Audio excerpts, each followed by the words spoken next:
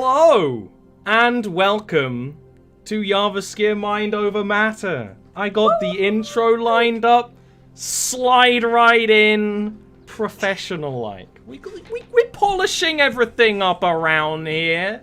We got it all dialed in. Hello and welcome to the first show in a little while, actually. You know, it's a little dusty, it's a little crusty. We got some new folks, we got some old. Yeah, it's my birthday today. And so happy birthday! I think we need an impromptu. Happy birthday to you. Happy birthday to you. Happy birthday, dear Oli. Happy birthday to you. Get the rave lights on. Let's go. Woo. It's like it's the bane of like every birthday. At least this was organized. It's when it's like a large group of people and like some people clearly aren't into it. So like you have to sing. Oh, it's a whole situation. But it's Trevor Noah birthday song thing he did on the Tonight Show or something. It's very good. I don't know anything about anything other than we're here with a brand new Jarviskjir show. What was the D10,000 for? Don't worry about it. Rich history. Okay, so like I said, it's been a little while. We're really excited to bring you something new with little glimpses of something old. If you are new to Jarviskjir, there is a wealth of previous shows and lore and also homebrew. We are going to be using quite a bit of that homebrew that makes the world more interconnected and kind of brings everything together. It's also all interconnected to Schism, the Jarviskjir board game series coming out early next year. Follow me on Twitter for more information if you don't know about that. But it's all connected. It's all going on at once.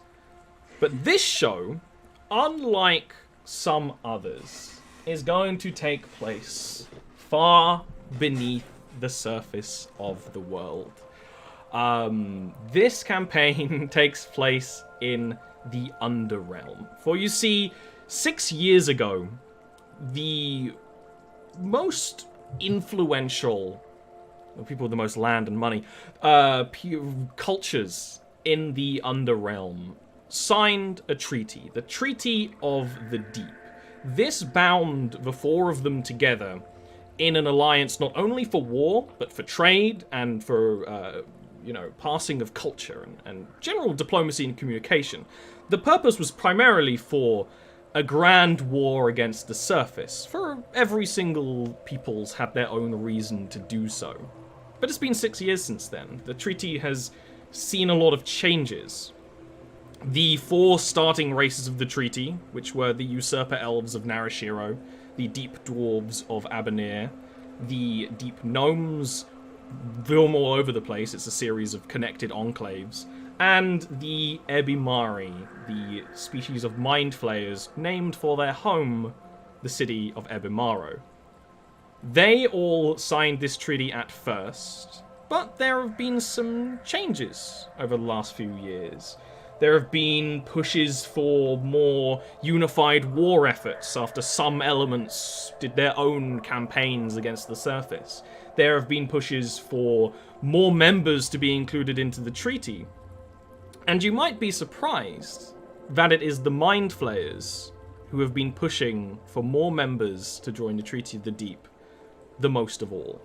For the Mind Flayers, who prefer the name Ebbimari, are actually quite deep and compassionate people. This story is going to start with them and with losing one of our players immediately. Rip. That's fine. You know, I need a pause to breathe anyway. They'll be back. Efson chat. Can't take the time to have a water. Just have a long, sexy drink, everyone. Hey! I can't have a sexy drink. My like instinct when drinking, and I'm always scared I'm gonna do it on stream, is just to like unhinge my jaw and just dump liquid like down my throat. We don't want to know about your Saturday night. I wish you hadn't said that when I had a mouthful of tea. I almost choked. Well, you know. Oh, no, it's happening. Almost like I've got tentacles in my mouth. We're collecting. Almost like you've got tentacles in your mouth. Again, I reiterate. This campaign is going to start in the city of the Ebbimari, in the Mind Flayer city, the city of Ebbimari. You see, you get it? It's connected. They name themselves after the city. It's vice versa. It's a thing. Now, some of you may be comfortable here. Some of you may not be. The treaty has been in place for 6 years, and in that time, the various races of the treaty have intermingled, not only in diplomatic centers, but also in all sorts of other ways.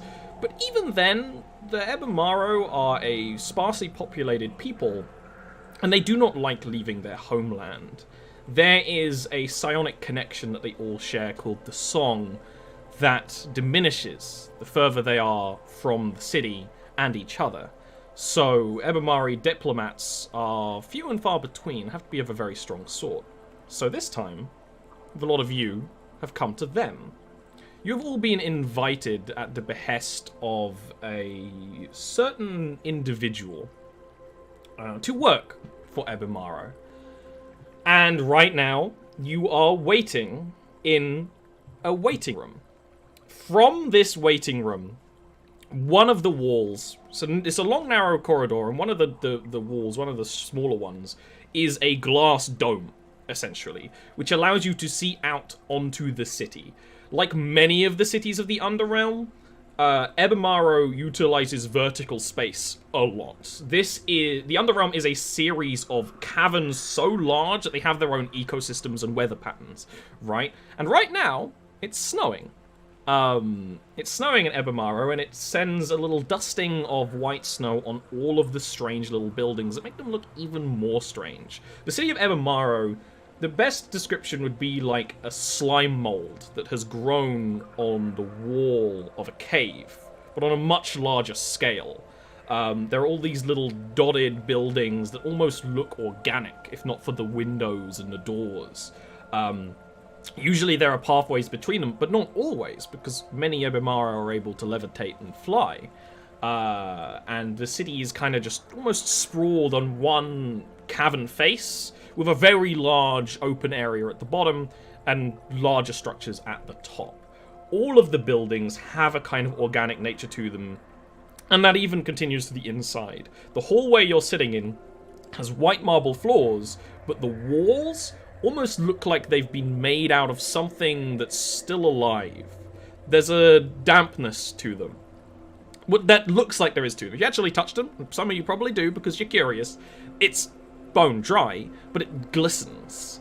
It looks like it could be a kind of bone or maybe insect shell. But it almost looks like the building has been built or like extruded very deliberately. But despite that, it's a comfortable little waiting room. There is even the little middle of the room has planters with flowers and plants in it, with benches on either side. The plants are, of course, giant mushrooms that illuminate with little danglings of light and little spores that go through the air. But all of you are waiting here. Elevator behind you, doorway to this person's office in front of you, and it's time to start introducing yourselves. Right? Now, understandably, being an Ebbimari might be a new experience for some of you. So why don't we start with the one person here who probably has been here before, which is ASKII.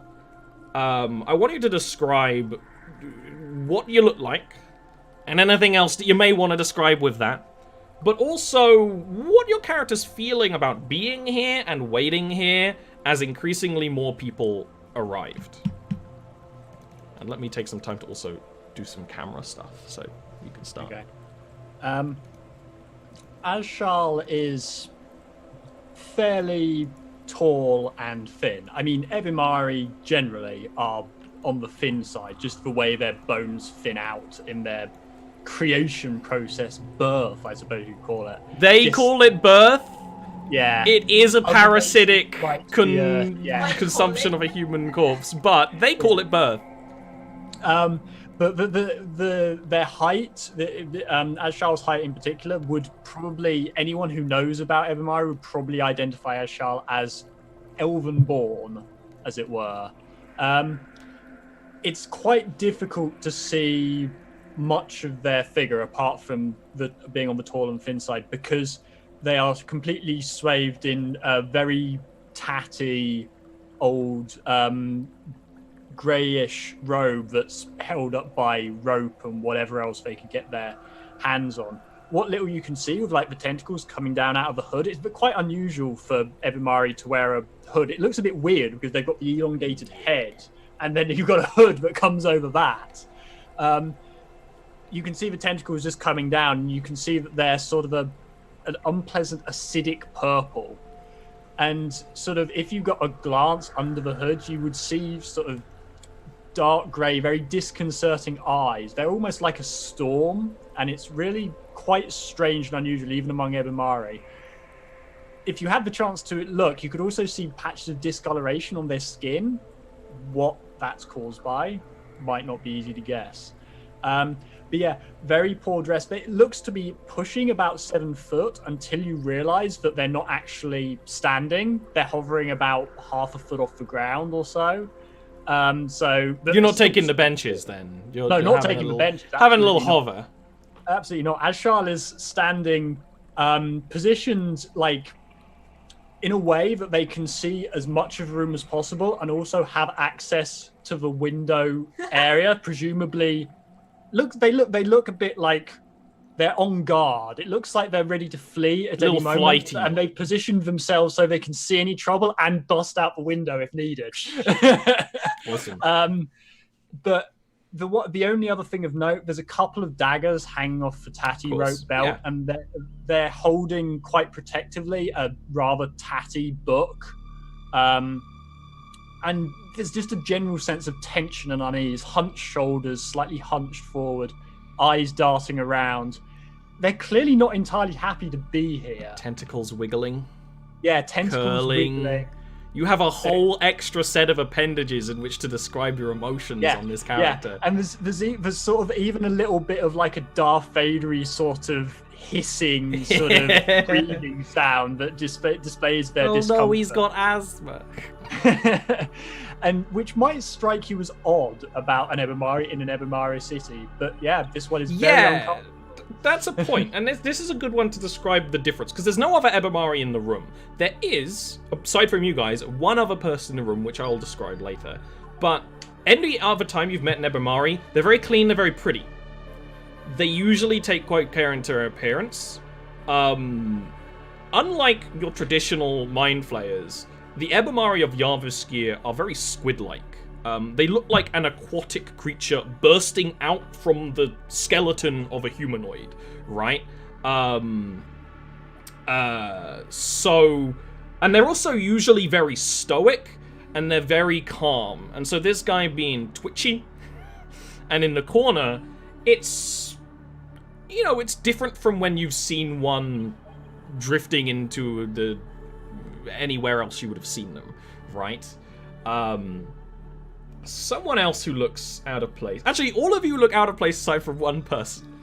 But someone else who looks out of place is the smallest person in the room. If your internet will be stable for a sec, feel free to describe... As you said that! No! That's a pog right there! As you said that! Bam, bam, bam! That's a good. Ollie, that's on you. That is me. That's that on you. is me. I've got to take a screenshot of that as well. That's literally the MSN meme face you could do where you're like, eh. Oh no. Oh I hear no. things. What is that? The deaf grumble. Oh dearie dear. I kind of want us all to do the same face. I can't do that face. I don't have the elasticity. I'm old now.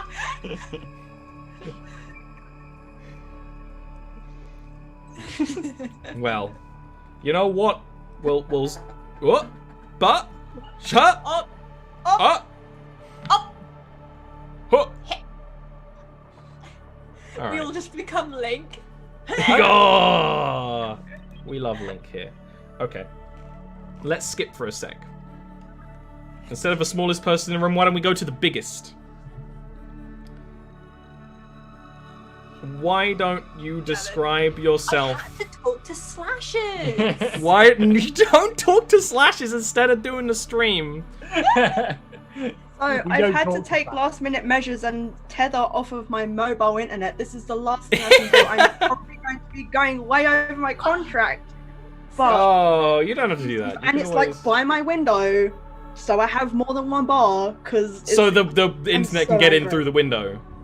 through the thick double glazed window that is obviously keeping out all the 5G and keeping me from getting COVID because like you know I Yeah, need to turning your inner frogs gay. yeah. If it drops again, like I'm so sorry. Oh no, Um, well why don't we try you I was gonna skip, I don't know if you were gonna come back, but Oh. why don't you start by describing yourself and how you feel? And am I correct in saying that Chance is currently a little sleepy? Yeah, they're kind of sleepy, but like, I mean, I guess the first thing that others in the room would see is that, you know, if they have any knowledge of like the Under-Realm goblins, they're usually like quite feral and quite like nasty, like gross looking. But this one isn't. They're cute in a way. Like they look prim. They look like they've been taken care of. They've had a shower. They know are how a to clean bathe. They know how goblin. to. They are a clean goblin. First and foremost, so that's probably like the most shocking thing. Big, you know, sort of emotive face, like large round eyes, and like a really cute, like although sleepy, like kind of like you know, toothy grin. Hair, definitely that they've cut themselves. It's all like different lengths here, there, and everywhere. Like who cares really? But like there's like a chunk of it that's like been bleached, or it seems that way. Like it's just odd. Like all the rest is dark purple, but here it's just like a weird bleached chunk of hair, just kind of like drooping over like just like part of the face. Is it a professional dye job or over your kitchen sink dye job? It looks over the kitchen sink, but pretty good job. But still kind of like bougie, you know. It's like it's just icky. You know, little diddy little thing, like just over 3 foot, but they're kind of like hunched up in the corner, so they look even smaller. Although what they're wearing is very, you could probably tell where they're from just by their dress. It's very like sort of half. If you It's, knew it's sort of Asian-y. Yeah, if you you know. knew about the place where you're from, you could probably put it together. Yeah. So it's sort of if But you not know, you everyone know, does. If you don't. Yeah. Yeah. Yeah. So, you know, like a sort of long vest with like a, I don't know what you call like the weird skirt thing that they got in front of whatever that is. You got some like, drapery. drapery. You got some drapery, fine like some tapestry iconography. drapery. Yeah. Yeah. There's like different like sort of, it looks religious in a way, like the different like kind of jewelry that they have on their ears, like a big like weird Ouroboros looking necklace that looks, it's really chunky, like gold looking. They look like they've seen good things in life, like there has been money going through their pockets. You know, so they look good for a goblin, which is weird. And you know, I guess they're just like in the corner, like looking sleepy, kind of like fiddling with like maybe like one of the instruments that they have with them, kind of like tied, like plucking at the strings, like What's the foley of trying that? to tune it. Huh? What's the foley of that? Plong.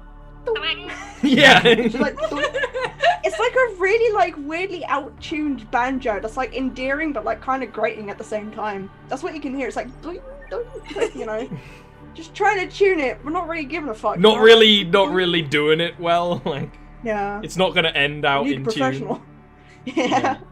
There's just that little thing in the corner. Okay. So, like I mentioned before, why don't we go from the smallest person in the room to the largest. Okay. So, when she comes in, she comes to the doorway and has to stoop.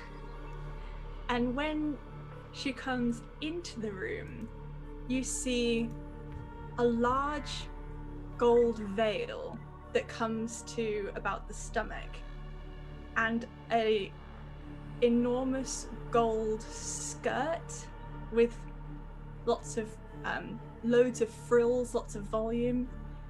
And when she stands up straight inside the room, you see about an 8-foot heavily pregnant, you can only assume drow because of her dark purple skin, almost black against the gold. And she puts her hands on her stomach, which is also huge, and just makes her way to the benches and takes a seat. Gracefully. Ocean. Okay. And like I said, 3 out of 4 people in the room look out of place. The 4th person looks professional. Looks like they're here for work. Why don't you describe yourself?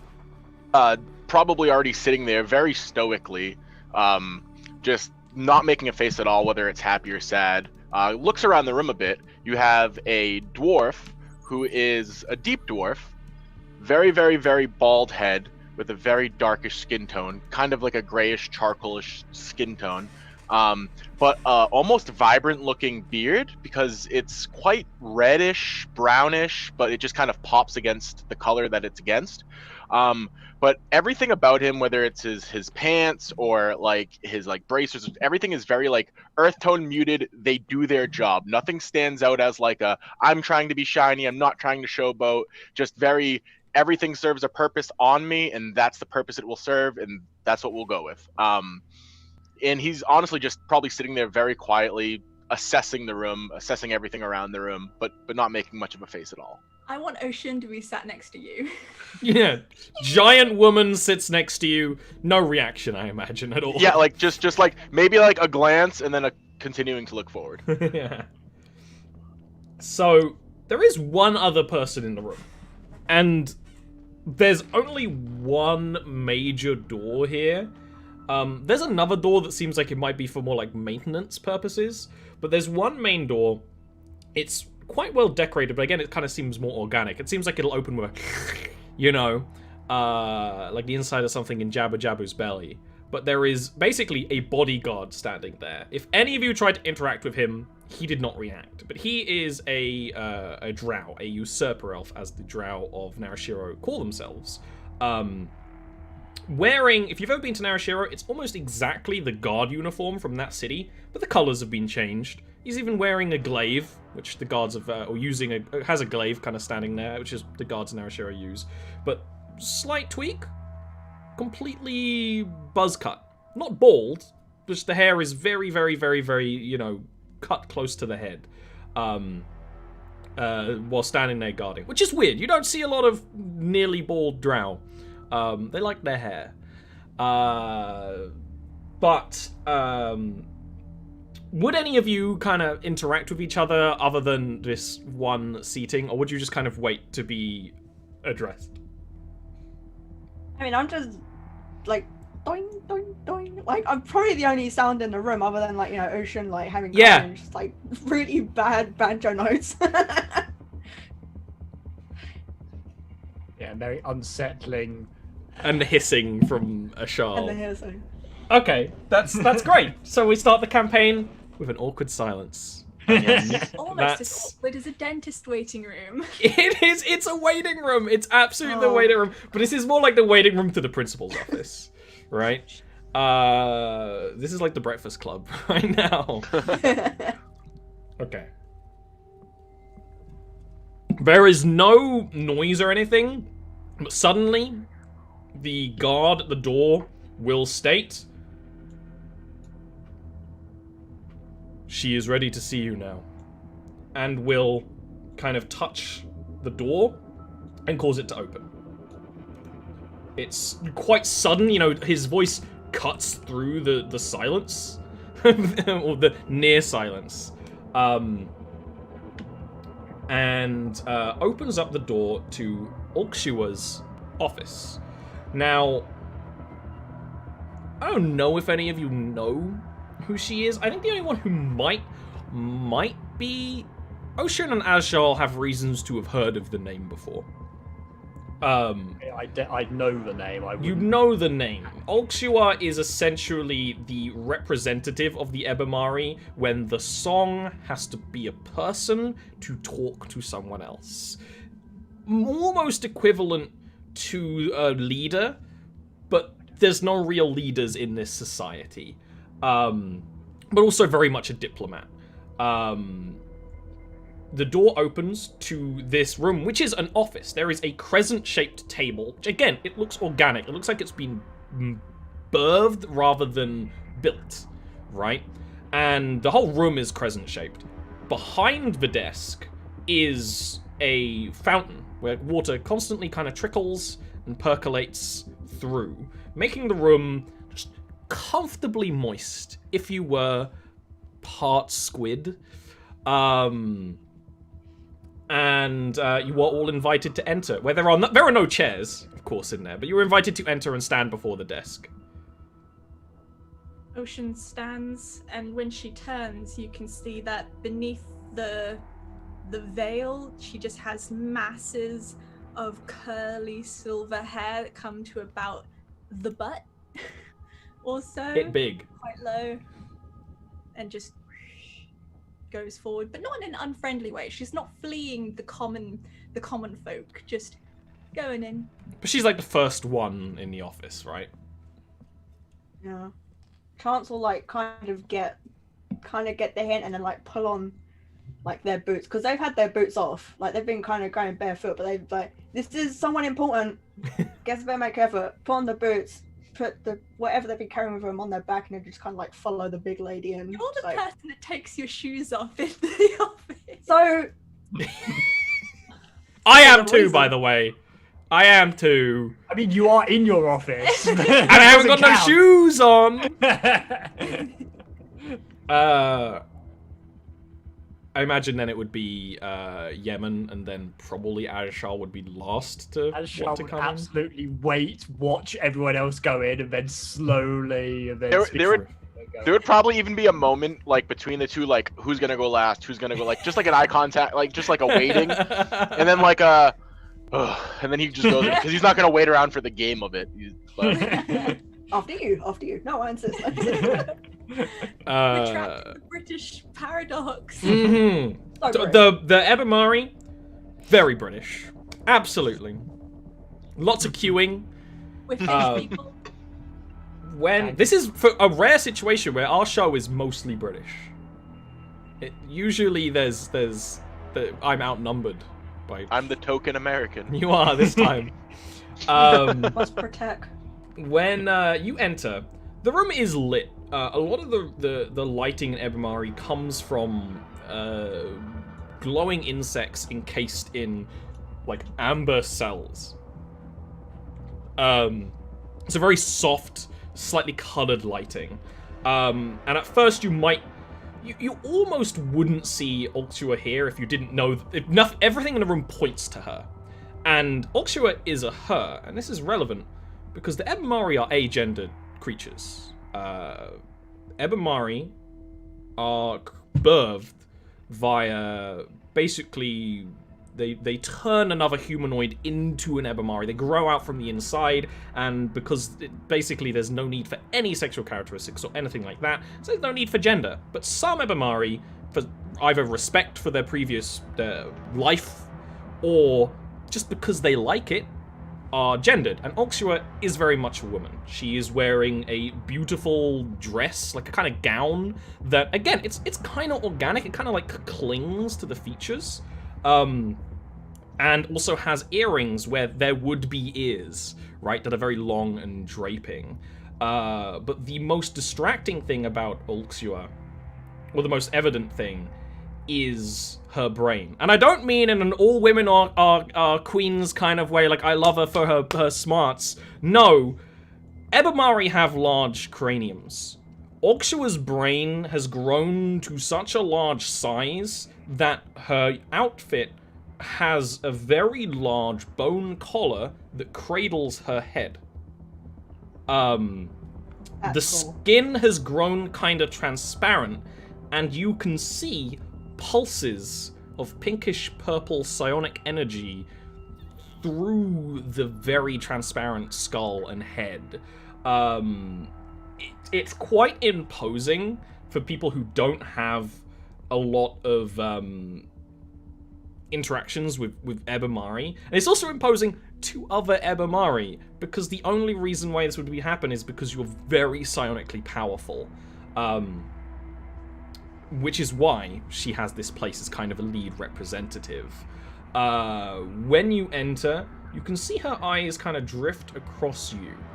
Their Ebbimari eyes are kind of on the side of the head, and they're they don't really have very detailed pupils, and they do a kind of like, again, squid-like.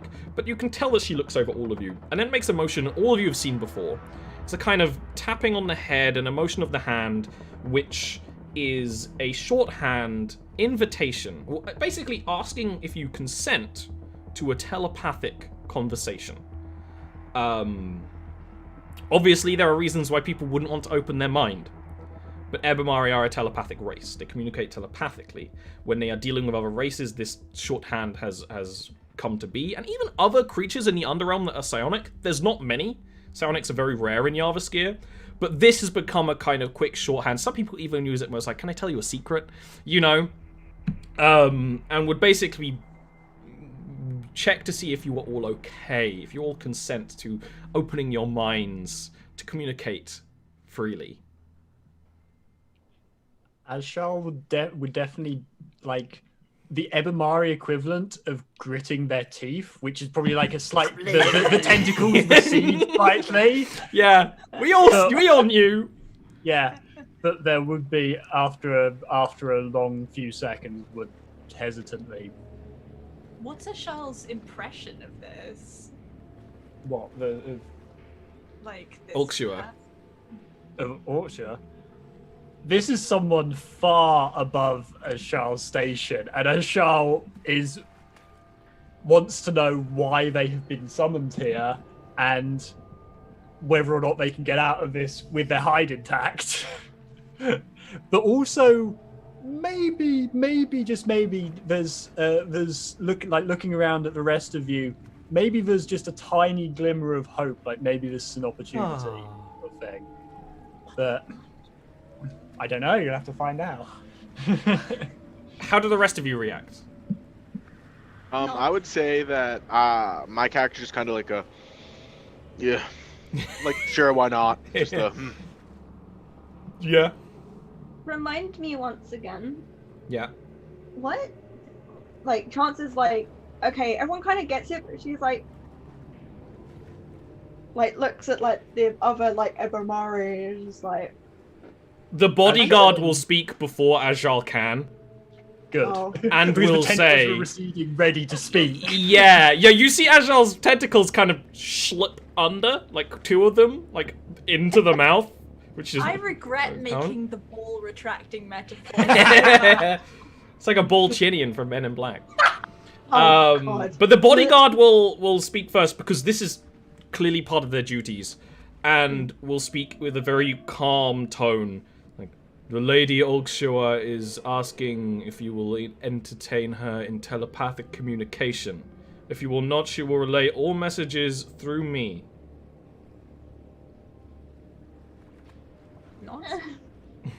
I'm too tired though. Like, can you make it quick?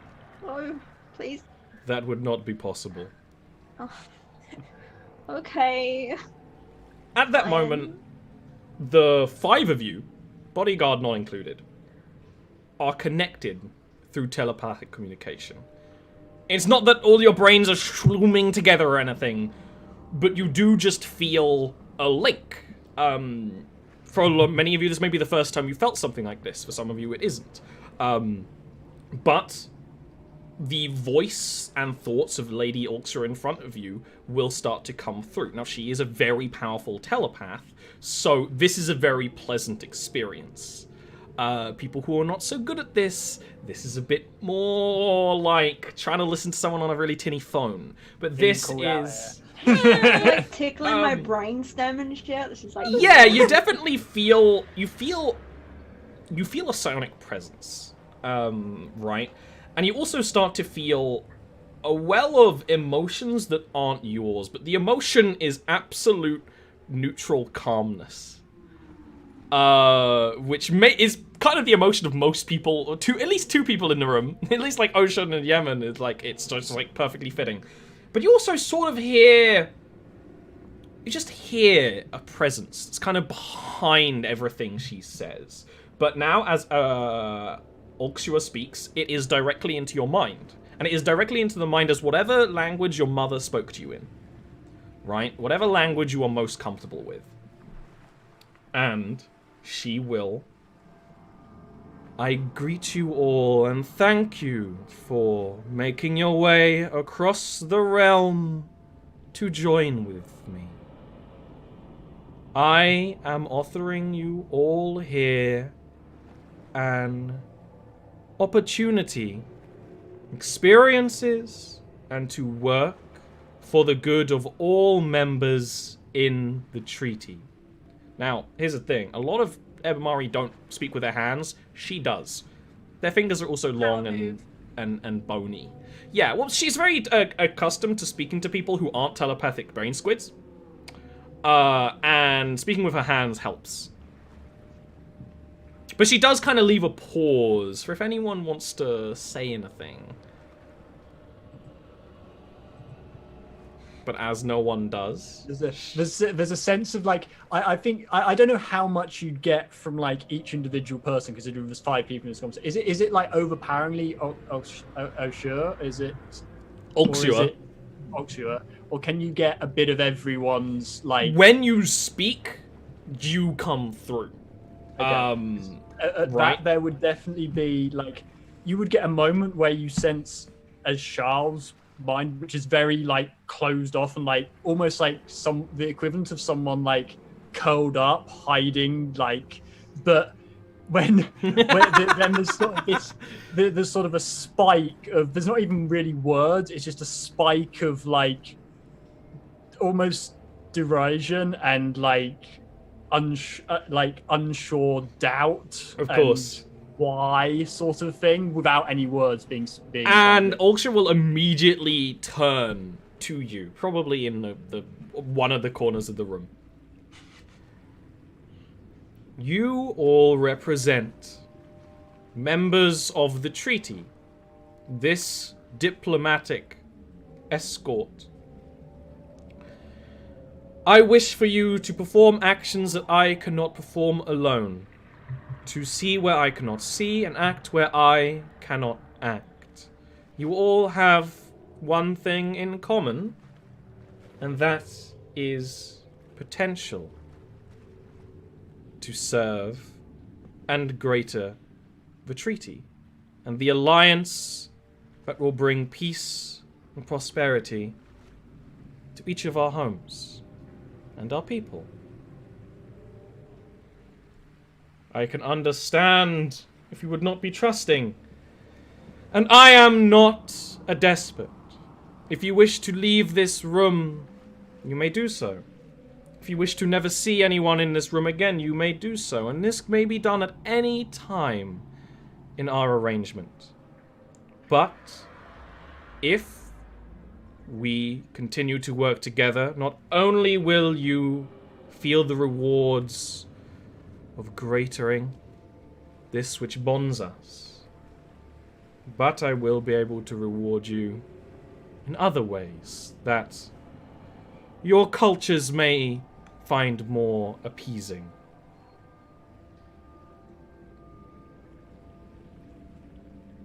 There's a spike of almost longing from Shah.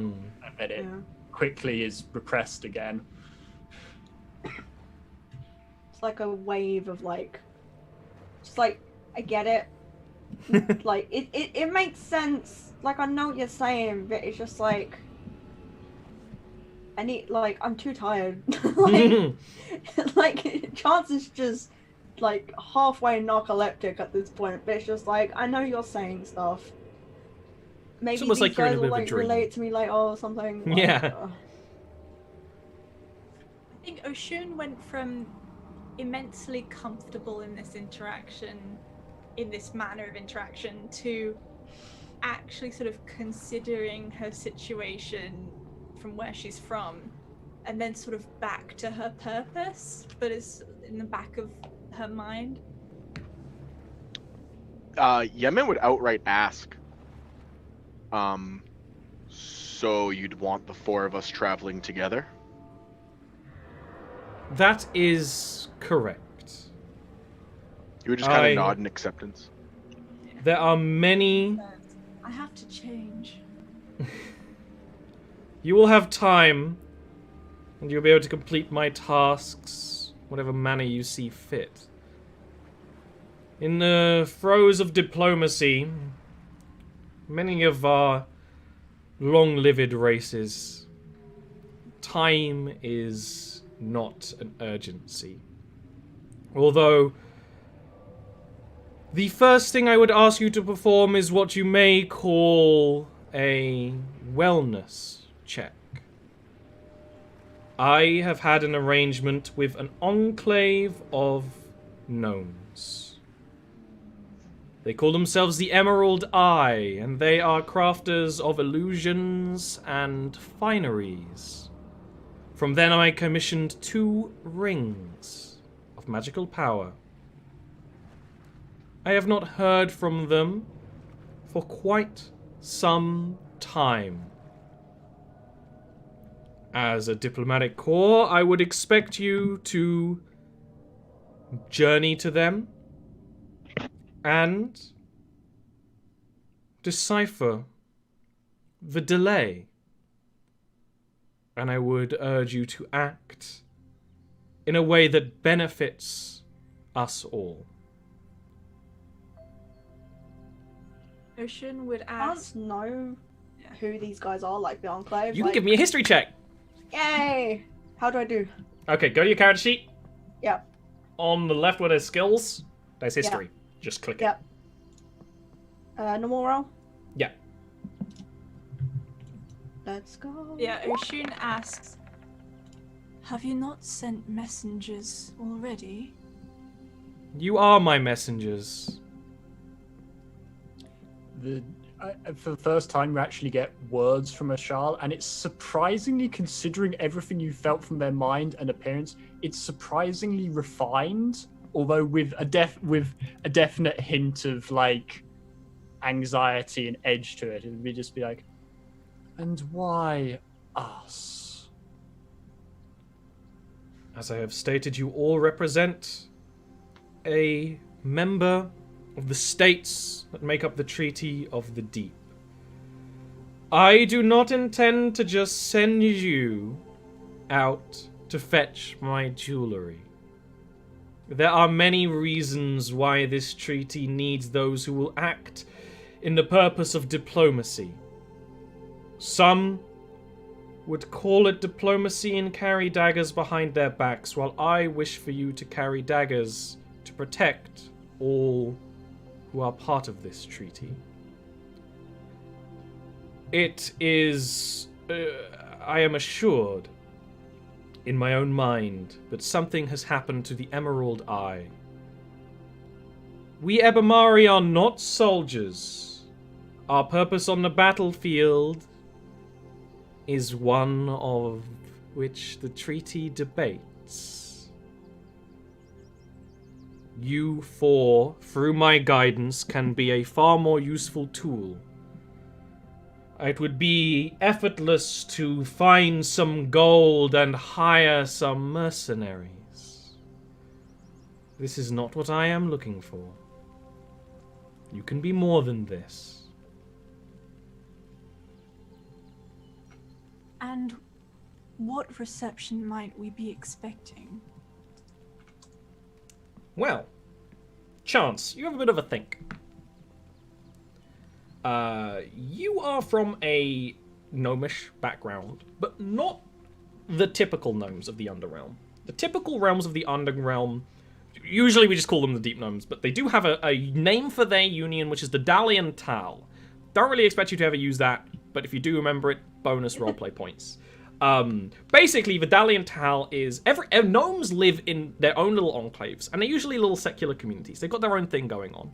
Some very focused on mining, some very focused on crafting, but those two wouldn't work together, usually. The Dalian Tal is kind of an alliance of like, okay, here's our best interests. And the Dalian Tal is all gnomes who share an interest. Chance your people don't share that interest. You aren't connected to them. The Emerald Eye, you know, are part of the Dalian Tal, which means they're going to be part of the mainstream deep gnome culture, which is very much secretive, focused on making and doing things. You don't know of them personally, and every enclave has a specialty, but you do know a couple of things that are going to be the same throughout most Deep Gnome communities. One, their leadership is most likely going to be an older female. It's usually like the oldest, wisest woman in the group leads. And two, be wary of traps, right? If you are an unwelcome guest to a Deep Gnome enclave, first of all, you usually won't find it. Second of all, they don't want you to get in if you do find it. Although if they are trading the Ebbimari, it might be easier. But those are things you know.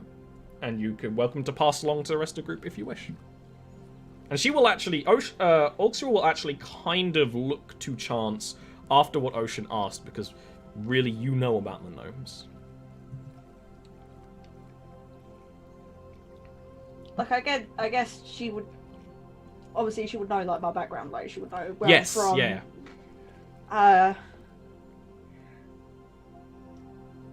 I suppose...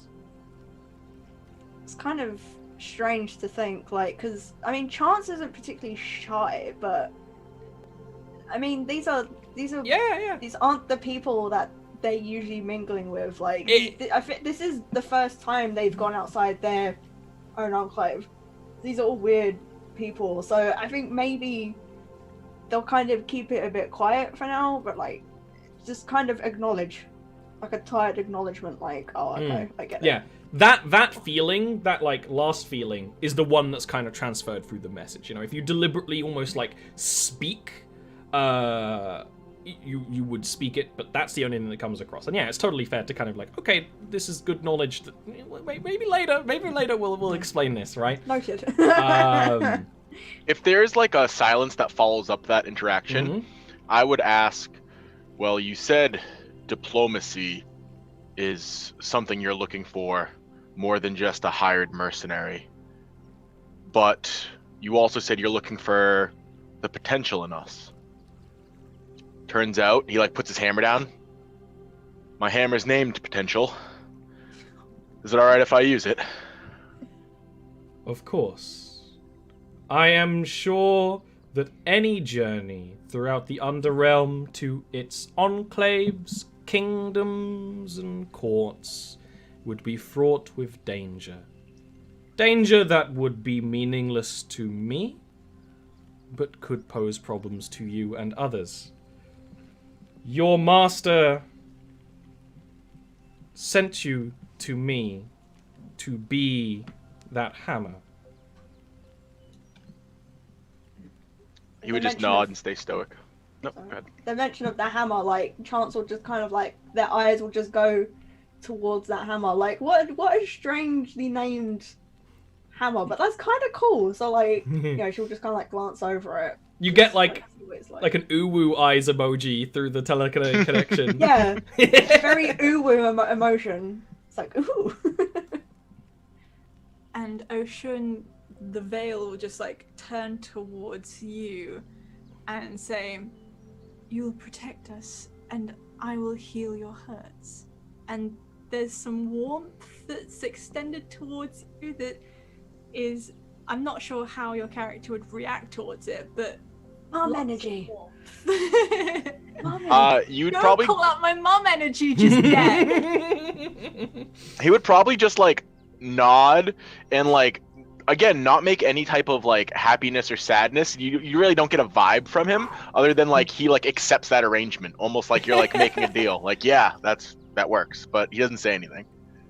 Once when Olja's finished, there's a pulse from in the feeling from Ashal, which is best described as like cynical understanding, like like sort of I've got your deeper play sort of feel, but not quite that strong. But there is, too subtle for anyone else to notice because it is not sent through the telepathic message, and with Ulster this is very deliberate. It's a deliberate, like, it is a sign on an Ebbimari's face that is it's a smile. There is a smile for basically only Ashal when she feels the cynicism. I am sure you will get along all quite well. Ashal, if you will open your mind to me, I will grant you the directions to the Emerald Eye. There's a much longer like gritting of teeth, and you can almost feel like some of the sort of mind barrier just momentarily sort of opening up just a tiny bit, just as little as they can avoid. Yeah. Now, of course, because Ultra is a very deliberate telepath. I nearly said psychopath because I was combining psychic and telepath. Very deliberate telepath. Understanding that you are nervous, this is a very gentle. I'll be gentle. It's a very gentle transfer of information where you can feel that she doesn't pry in your mind, right? She is aware of this, and literally, it's something that Ebbimari can do. It's literally a transfer of information. She knew where it was. Now you know where it is, right? Boom. Instant download. You ate the book, right? And she does continue. My aide here can provide you with blueprints the Emerald Eye sent to me of the rings that I commissioned. I would be glad if you could provide those rings to me. No matter what happens at the Enclave. It may be useful. I would say you said these rings are magical. That is correct. What do they do?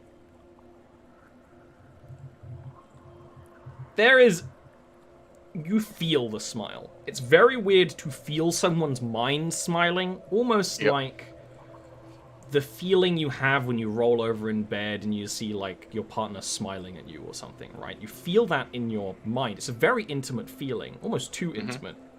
I am sure you will be able to decipher the blueprints. It is, of course, something that the Emerald Eye protects. They do not want every Enclave copying their designs, even for such deliberate enchantments. It's Apple. He'll just nod to that. And will kind of at that, you just sort of feel the psionic tension of the conversation drop. It's something you feel, maybe it's even stopped feeling that you were in a conversation, right? But it drops. And Orchestra just simply motions to the door with a long-fingered hand. I was out first. Yeah, I would just like hold the door open. You can feel there's kind of like some.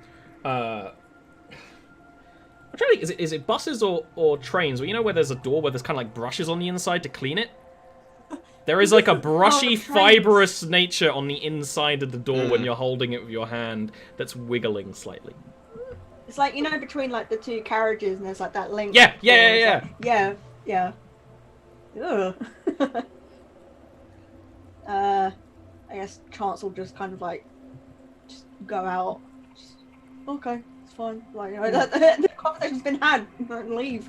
Yeah. Excellent.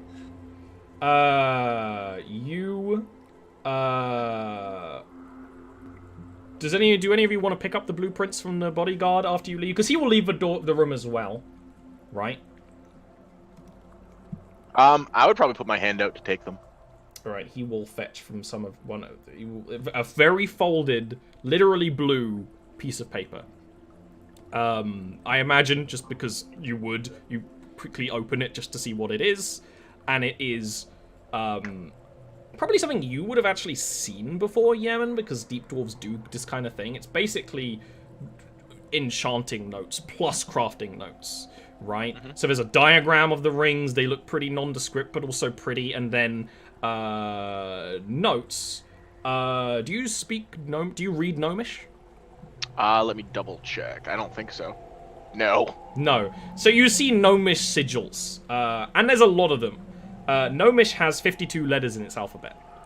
Okay. So it's a little confusing, but it looks like what she said it would be, you know? Mm-hmm. I guess Chance will kind of like... Oh. Sorry, yeah. Chance will like see, like, you know, the dwarf like fiddling with this thing and like, you know, sort of still kind of tired but like interested. They're like skitter over and just like kind of like tug like at what he's like his pants or something, just like, hey, can I, like, you know, just like kind of notioning, hey, I want to see. Let me see. He would just like lean down a little bit because he's only like 4'8" to 4'11" ish. He's like right around that, so he just like leans down a little bit to like show it to you. Yeah, you two are not that different. Yeah, because you're a tall goblin and. Yeah. We've got two short characters and two tall characters. It's just Ocean. They're so good because almost everything about you guys' characters, there's two of. There's two poor characters, there's two wealthy characters, there's two pretty characters, there's two like, very stoic characters and two more emotional characters. But it's not the same two. There's a lot of... It's always changing, yeah. It's almost good, right? like we wrote it. Ocean will, as the guard is handing over the blueprints, Ocean will sort of have a silent communication with him on like the barest level, just put her hand on his shoulder. And that's it. Whose shoulder? The guards. You can tell, just because you're an empathic person, that they are slightly uncomfortable with the touch. But they do not react in any way, right? It's just like a little flick of a pointed ear, you know? Chance, can you give me a Arcana check? Arcana. It's just a straight roll as well, right? Mm-hmm. Okay. I'll usually tell you if it's advantage or disadvantage, but I also might forget. Oof. So, you're not sure if it's just because you're tired, but you can't read this. Like, it's Gnomish, don't get me wrong. But it's like trying to read something with dyslexia. It's like just the letters are garbled, it doesn't quite piece like together. Weird, like handwriting, like doctor's handwriting almost maybe. Yeah. Tired. Exactly, right?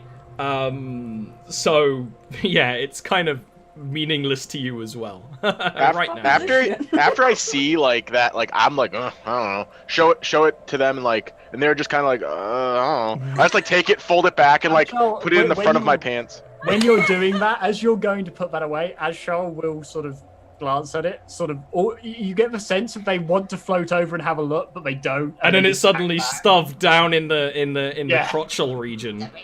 Yep. Yeah. And now they just get. That's the point. Yemen doesn't have pockets, so. Yeah. You don't need them. Would say to Yemen, may I? And just sort of begin to reach Can down. No, just pull. Reach towards. That's his no-no zone. We go in there, episode 1. Okay, there's some crotch touching. Who bet the under? Who bet the under? Because what is it? The time won. To sex? Yeah. What do you two wanna do? Oh.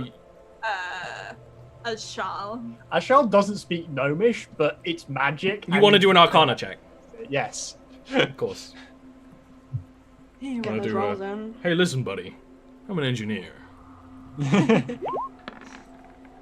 Well, that's mine! My first roll in a new campaign, and I got that one. Of First course I off, did. that is very you.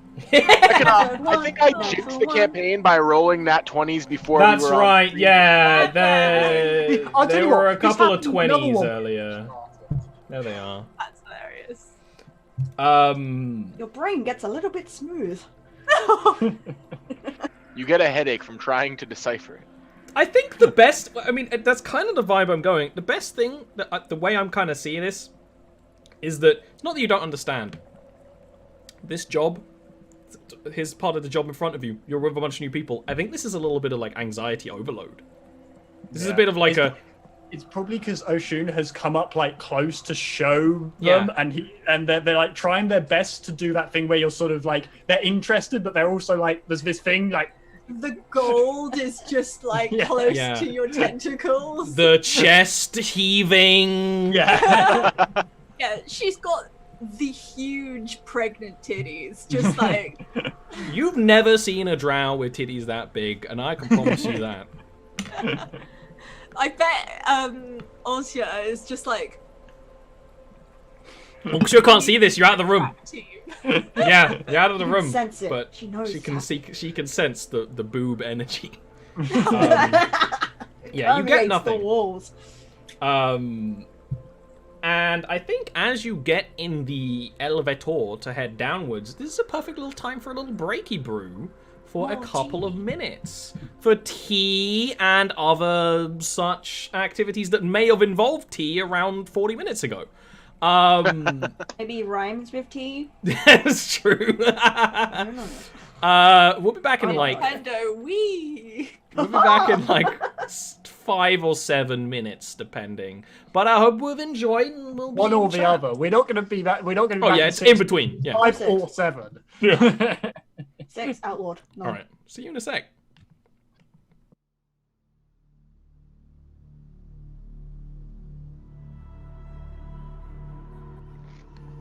Okay. So, with introductions out of the way, it is time to get on mission. Like I said, the only way out of here is an elevator, but this is not a metal cube. This is a large platform, latticed and decorated, very much like the finery in Ocean's Vale, but sits on a well of a kind of orangish golden gas. And it's in like a glass tube. And once you're all in, there would be an operator, actually, who, because it's Ulxia's office, the operator would be another Ebbimari. They are quite short, probably born from a gnome, and they will just kind of operate the various... and the gas will swell downwards, and it will cause the platform to drift delicately downwards. Elevator is glass. You can see the city around you. You can see the other elevators that go in slightly different directions, all of them having a kind of pump network of this kind of glittery, slightly luminescent, orangish gas to send people up and down the city very quickly. Is there anything any of you all would like to discuss on your way down? I would say, they're the healer. I'm the muscle. What are you two? Tank and healer. Chance anxiety would have to been the like chaos. just Chance would have been like just looking out of the glass, like just looking at the huge, like the landscape that is visible from as they go down. Mhm. Just like kind of like the large ears like kind of like twitch and she looks around just like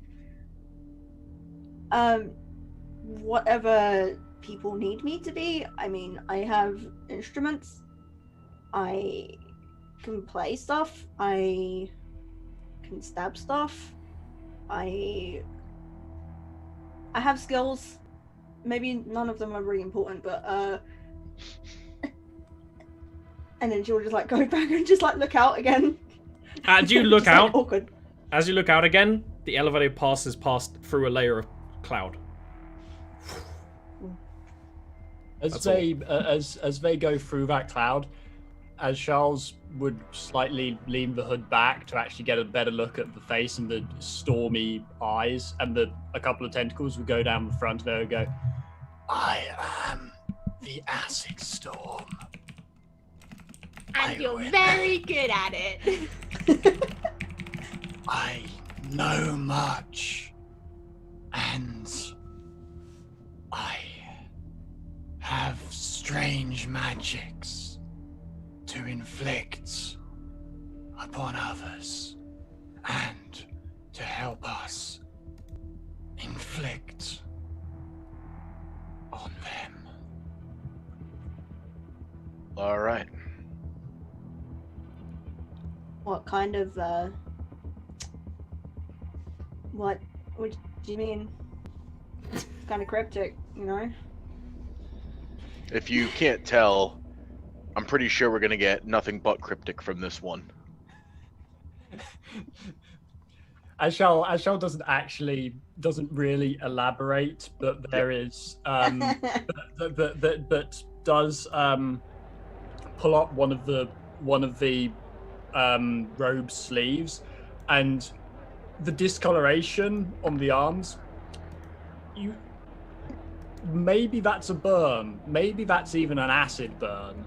Looks unpleasant. And just lowers the robe back down.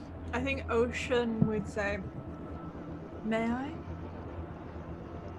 It is a wound from many eons ago. There is no point. Sort of shying back, not like in just nervous and like it doesn't want to be touched way, not in a I don't like you way. Everybody likes Ocean. Or else. At this point, the elevator will reach its terminus, which is essentially Grand Mind Flayer's station. There are lots of elevators going to other parts of the city. It's all free public transport. Go Squids. This one is kind of a little bit off to the side because it goes directly to Ocean's like office and diplomatic chambers.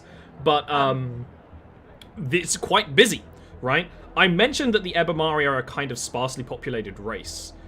But this is the base of the city where most of the activity happens. And there are a lot of people. Now, I'm playing the sound of, like, crowds, but Ebbimari conversations are usually silent. You see two of them kind of floating nearby, occasionally moving, and you can tell that they're in a conversation, maybe from the eye contact. But there are also others. Especially as you leave the station, you enter a grand plaza of stone, and there are very deliberate fungal trees that have been grown. These ones especially, they're the ones that look like they belong underwater more than anything else. There is, as like I said, a layering of snow, so there are people in like kind of wintry gear because it is the cold season in the Under-Realm. There are 4 seasons. This is the cold one, right? Glad I'm shirtless. Yeah, right? Nip level, unconfirmed. He just cuts the glass on the like side of the elevator, busts out. Gotta be useful for a heist. But especially as you leave the station, go into the plaza, but it kind of all feeds into each other. It's kind of a bit of an open-air market. Not as busy as ones in other cities. It's very sparse. It's very socially distanced. Just because of the nature of Ebbimari. But you also, this is when you see a lot of people who aren't Ebbimari. A lot of usurper elves and deep dwarves and deep gnomes and humans who are working and living. There are places where you can get food. There are places where you can get food that is palatable to most of you, as well as palatable to Ashal. The base of the city kind of stretches out, getting less and less dense at the base before you eventually leave into the sort of the wilds, and you can see quite a long way. right? It's a very open... This part of the city is very open. Is there anything you'd like to do before you leave? Maybe get some food for the journey, you know? Yeah, I would want to get some food for the journey, for sure. I need a pickled brain. You need a pickled brain? So, the party goes to 2 different food shops. Interestingly, it isn't Ebbimari who is serving food to the other people. And there's something that I forgot to note about when you're here, and you feel it much more when you're in the plaza. There is a constant, distant music. The Ebbimari refer to their psychic connection as the song, and even those of you who are not in the song, which is all of you, you can hear it. You can hear this sound that is best described as music, but it's just the echoes and the hisses of it. It's very pleasant, especially combined with the kind of silence that the snow puts and the quiet conversations being held around the plaza. When you step into a very open building that is a food hall, it's a lot more busy. It's a lot more like a tavern you would see in other sorts of places, although there's no drinking, but there's only eating. There's an Ebbimari who is kind of, their tentacles are kind of fishing things out with ladles out of like vats and doing all that sort of thing while serving and tending to other people. While you enter, one of the people who is actually a gnome will say, like, they just came from Ulxua's pad, so you should probably give this one to them for free. Right. And the Ebbimari will kind of hook one tentacle back down, and because it's kind of quicker than a telepathic communication with all of you, and kind of asking for consent. He's got cooking to do, and he's like, first time in the city, it seems. What would you think would be your fancy? I have deep-fried squaloods, and I have some assorted tentacles, pickled and stuffed. Like, there's a lot of things. None of them really look like food you would get anywhere else. It's all like cursed sushi. It's the best example. So sushi. Sick way to describe it. Look, you all know what I'm talking about with just that description, to be fair. I would look to the group and say, so are we eating now, or is this for the road? I mean, I kind of want to get my energy back, but... Some of it smells good. Now I will not need to eat for a week. Well, I'm just saying, if we're eating now, I'll try some of that stuff. But if we're traveling for the road, something a bit more bland, and he'll like smack his stomach a little bit, will probably do the trick. Oh, traveling. Well, let's have something now. Treat your taste buds. You'll find flavors you'll never believe. It offers you, which is basically, looks like a poached little frog creature served in a waffle cone. Oh, I'll just take it. Yeah. Eat it. Ocean will lean down and say, what is your favorite? To the person who's cooking. Oh, this food is not palatable to myself. Although I have once dined on the mind of a gourmand who went through this place, they wished to try all of my dishes again for the first time. So I slipped the memory from them, and in their memory it was very delicious. I quite enjoyed this one. And we'll like mix a couple of things together. The delight is coming off of Oshun and kind of like impacting him, and she just says, "That's wonderful," and like takes Love the her. food, lifts I love her up so the much. veil just to hear, so you can see some underboob, and just puts the food beneath the veil. I'll have one of Not to everything. mention the underboob. Okay. One of everything. Big stomach, little creature, of course. And like, you will essentially be at like kind of like a sushi restaurant. You're at the table and things will be kind of be passed your way. And like, yeah, you said you'd only have one thing, Yemen, but more things are put in front of you. As well as beverages which are carbonated. But you actually, if you look at them, you can see, if you look into the glass, there are little kind of like orb-like creatures that are moving around, creating the carbonation, zipping around. You see other people just drinking them with the rest of the drink. How are these served? Are they like on plates, or like are they like to eat in or to go? Like what? These are eat in, although some stuff is hand food. So there's a lot of hand food as well. But considering you kind of wanted one of everything, you're going to be given like a basket. I think would kind of make more sense. Yeah. Now, Ashal, you can't eat this food. And you can go to one of the many other bistros that serve your kind. I imagine you'll just go to the nearest cheap one. Yes, absolutely. Rather than a deluxe gourmand Ebbimari restaurant. And probably in a way where you can keep yourself in view, right? I mean, it's almost like a food court. You could come over with your food, but you know it might not be appropriate. For, of course, in the restaurant you go to, there are, in jars, behind a counter, brains. Ebbimari do eat brains. They don't only eat brains, and we're surely going to have a lot of questions about whether or not Ian can eat this. But you are going on a journey. You need a big meal. The most filling meal an Ebbimari can have that can satisfy them for around a week is eating a brain physically. Now, another service this many of the restaurants have is what's called sipping, which is just taking the memory. And when people are good at it, they literally choose a memory from the person, eat it and delete it. It's not as filling, but you do get a more deliberate thing. So like that chef said, he ate the memories of a gourmand who ate there, so he felt, he lived that, right?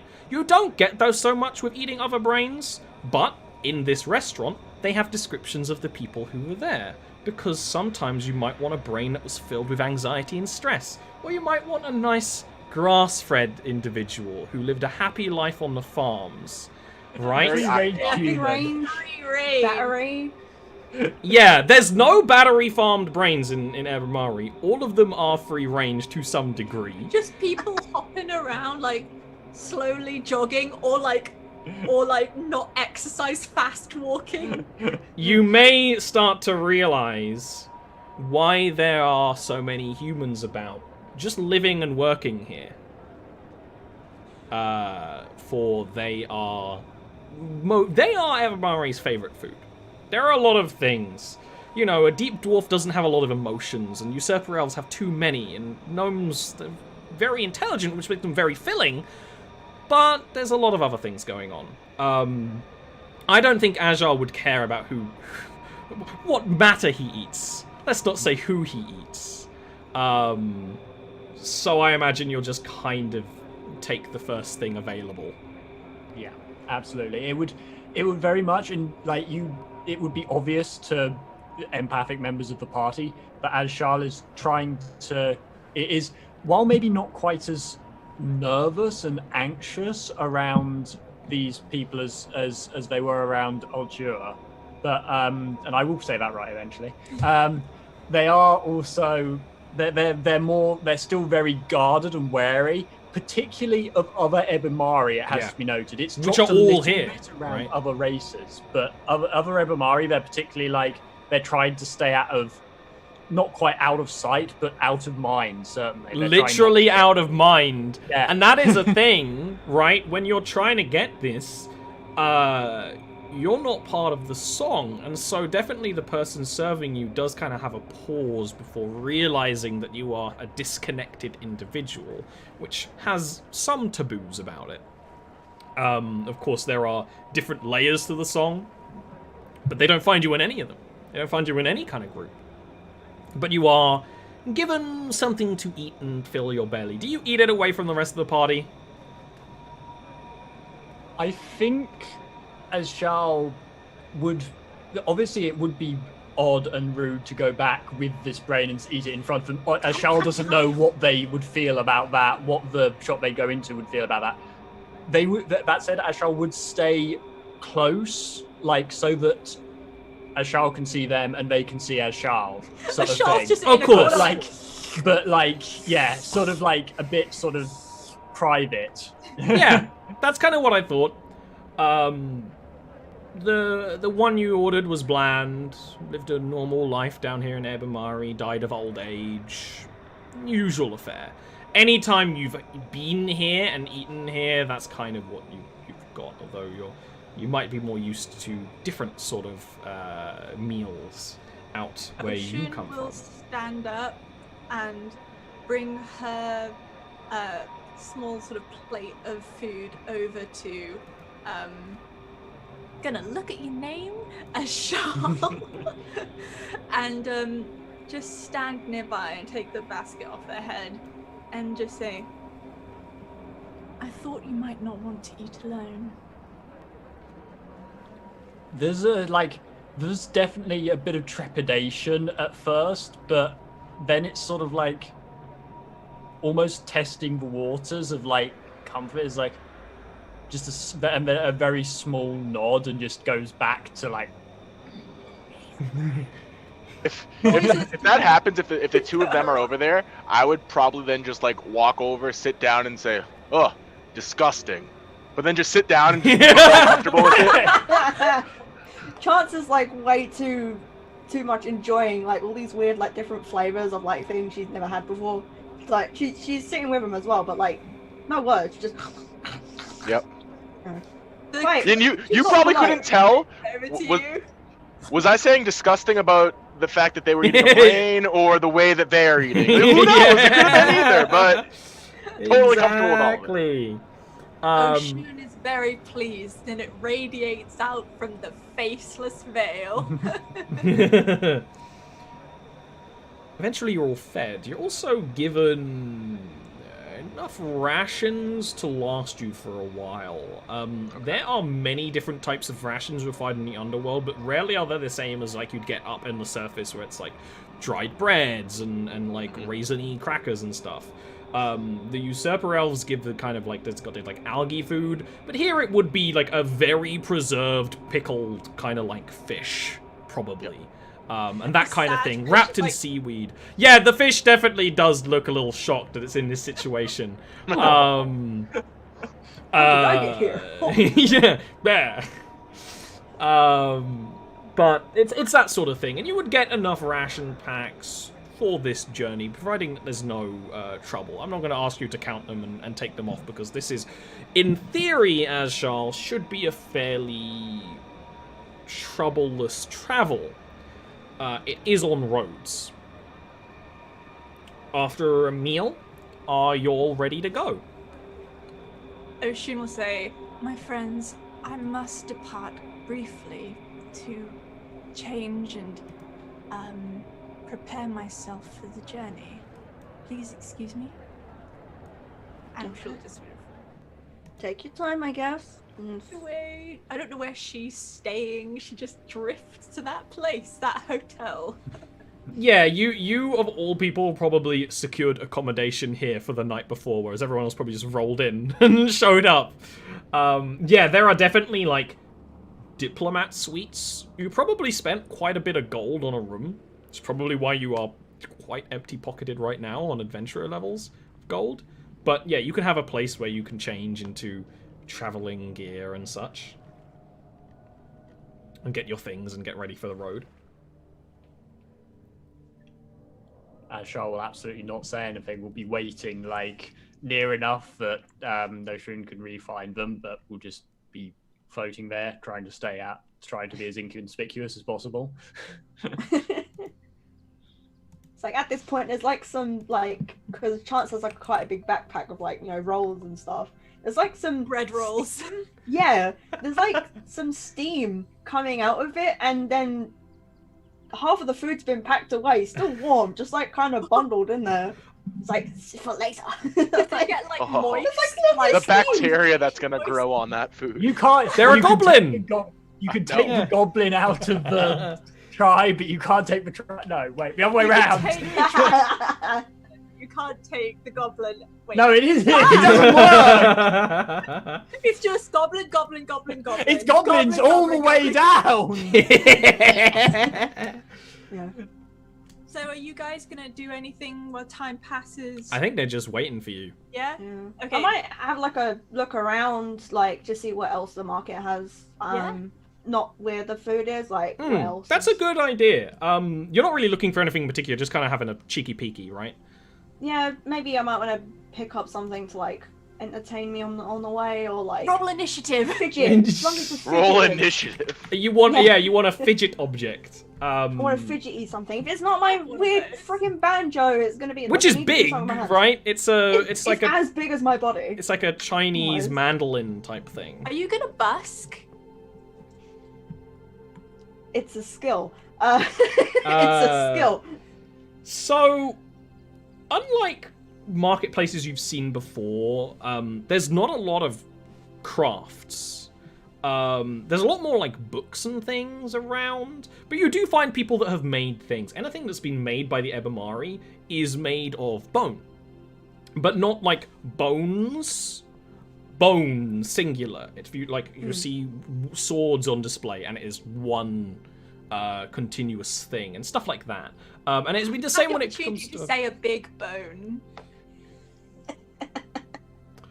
the same comes when it comes to other objects such as. But see, there's nothing in the way of Ebbimari culture of children's toys because they are born essentially as adults. But when it comes to little curiosities, absolutely. That's what I want. There are absolutely little trinkets and little things like that. I'm trying to think. Here we go. Charm generators. Excellent. There Generation tools. Yeah, of course, right? I don't know what would fit really well because they wouldn't really. There's not like animals or anything like that. There's like Rubik's Cube like puzzle objects, right? To fiddle with. But they would be very aesthetically simple. But there is a little thing that you find, and you don't know if it was made by the Ebbimari or maybe brought over by someone else, but it looks like a cartoonish bat, and if you pull on a bit of it, the wings go... Oh gosh. And the mouth also goes... It just looks like a standard bat though, like it's not like glittery or shiny or anything. You're gonna throw it No. at people? Yeah. I'll very like Could paint it. look at it, just kind of like fiddle with it a little bit and just be like Break it, put it back. just like cackle it a little bit, just like really amused, like kind of forgetting that the person that probably like, well, the Ebbimari or the human or whatever that made it is like looking at this like this little goblin. Just picks it up and just like. Are you purchasing like 3 that? minutes. Huh? Are you Sorry. purchasing this? How much? 1 silver coin. Take it. And then I'll just like throw it at him and then just run back to the group. They are very surprised by that action and like they like float upwards like. Now I'll just have this bat. Back to where the group is. Enough time for Ocean to get ready. Oshun comes back into view. She's in essentially a cat suit, knee-high boots, silver sort of cups on the knee, like Like silver armor on the legs, pads, right? and her sleeves come to her middle finger. There's embellishment about the stomach, sort of spider-like enhancement of, obviously, her stomach.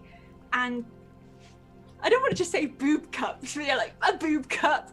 And her mask has been replaced with sort of ovals in a sort of tiara, and it's red braids coming to about the collarbone, shamelessly stolen from 3 houses. And her hair is enormous, has some knives strapped around, sort of not quite visible, but Oh, and the knives are big too, right? All of your 'Cause she equipment big. is to your size. yeah. So 8-foot enormous woman comes back to the center of the town square.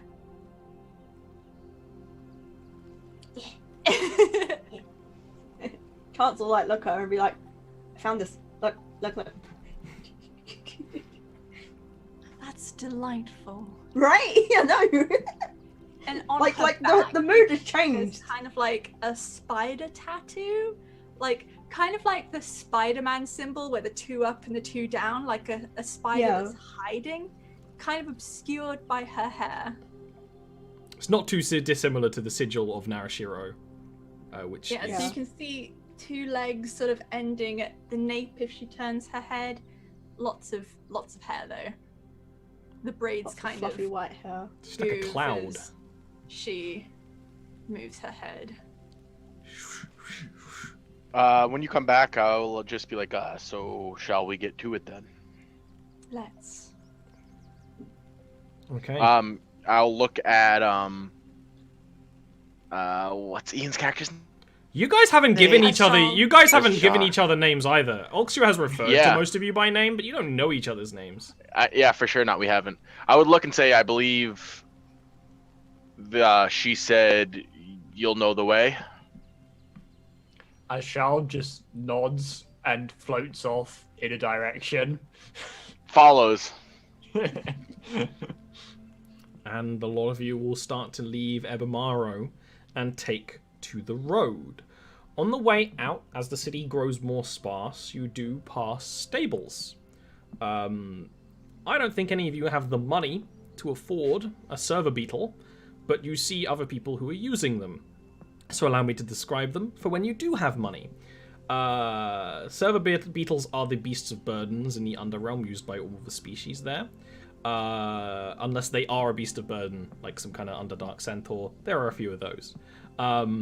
They are giant, very friendly-looking, like, large shells beetles. The main ones are the size of elephants, with very long legs. You would be passing... One would pass under you as you are leaving the city, because they are basically have evolved or been evolved so that they go on the road and you can walk under them, right? And they're just doing their thing. Many of them have lots of trade caravan stuff strapped to them. Sometimes it's like a little chariot palanquin thing on the back. Sometimes you just see people just going their way. There are smaller ones as well, which are more the size of a horse. More often the kind that gnomes would use unless they're just really flexing. Or the kind that you would use for personal transport. Just so you know, you pass a stable that has these sorts of wares, and you pass under some server beetles, and it's something you will be seeing on the road, because you are taking a main road.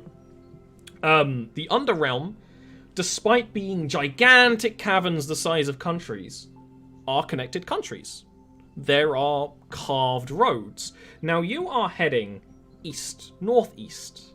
So you aren't heading towards any of the major cities in the Under-Realm that we know of so far. So the road you are taking is not... Well, for those who care about this kind of thing, which I don't know who would, the road you are taking is very well made, but incredibly badly maintained, as if it hasn't really been of importance for several years. So England. There's some potholes, right? Kids see a freshly tarmacked road and are like... You leave through areas that are essentially the farmlands that feed Ebbimari, and such stuff. But then you sort of leave and it's just caverns decorated with snow. Beside the road, often there are fungal plant life. Like I said, the Under-Realm has an entirely separate and unique ecosystem. And now that you're outside of the light of the city, there is still an ever-present light. Now, the area around Ebbimari is actually darker than some other places, so there is less plants. But when you look up between the clouds, you see a twinkling, what looks like starlight, of the aether crystals in the roof of the cavern that feeds everything below. Aether light is a very comforting experience to all of you, aside from maybe Ashal, who's shrouded up. But it's a bit like, you know, when you step out into the sun and you're like, vitamin D. Like it's you can feel the light, right? Especially when the clouds break. But like I said, it's snowing. It is snowing gently, and in places in the shadow of the Aetherlight, there is even more snow. There's not a lot of wind. It's quite gentle right now. And so like the mushroom plot life you've passed by is like weighted down and droopy with the snow and stuff like that. You don't pass much in the way of other traders, but you do pass little structures that might have an independent, Ebbimari doing their own thing that's close to the city. Maybe they're a merchant, or, other people kind of doing their own thing. And you also have a lot of, like, lanterns that show, okay, you were on the road, right, and stuff like that. You would travel for a whole day, not really seeing much. This is quite a sparse area, and the snow kind of reduces your visibility. Which means it's your first day of camping together, party. Now, like I said, you're on a main road, so there are rest stops. These ones are quite quiet, like designed for merchants and things, but no one seems to be using them right now. Would you duck into one of them and kind of set up a sleep situation for the night? What's the plan? That'd probably be the most sensible thing to do at this point. We've been traveling for like a whole day, we're all achy and stuff. I think Azshal's instinct would not be to go to a rest stop, would be to go and find like a hidey hole somewhere. But then the rest of the party go to a rest stop and they're just like, I just had this just goes image after of, them. like, you know how an octopus will hide in the sand? It'll have its tentacles go. Yeah, it's just like hide itself, like. Metaphorically, that's not wrong. Yeah. I think Ocean will turn to Ashal and say, "You have a wonderful home city." Aesthetically. You can tell from Azshal's reaction that like it's sort of like it's sort of the Ebbimari equivalent of sort of a derisive snort, just a noise, and they say, "I would not call that a home."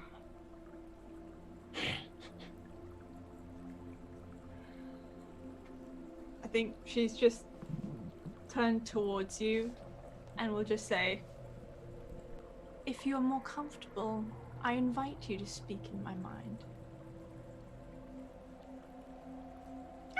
I think Azshal is like surprised by this, but will like it's gonna be much less pleasant than old Jua, because Azshal doesn't have a great. I will say it differently every time, Oli, I swear. There's sort of like that does reach out like mentally, touch your mind. It's a lot less pleasant. It's more. There's like a bit of you can get all the tension immediately, and it's like a bit jarry, like a bit of a skittish animal. I imagine it's like a cold, clammy hand, but Ocean's is the feeling of warm, dry hand. Yeah, that's probably quite accurate. But Azshal will just intone in your mind. I have not had much opportunity to communicate like this. Wow, you remind me a lot, Ashal, of a certain mermaid.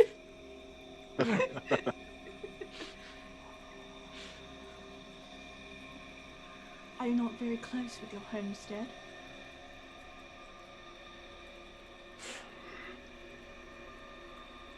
Did you not see the lurks? I am not welcome there. I confess I did not see any looks, but I'm no stranger to being the black sheep. By right of birth? By right of divine intervention. I cannot claim that in my case. Perhaps, in some ways. There's sort of a sense of like, I'm going to agree to disagree. I'm not comfortable discussing this more at this point.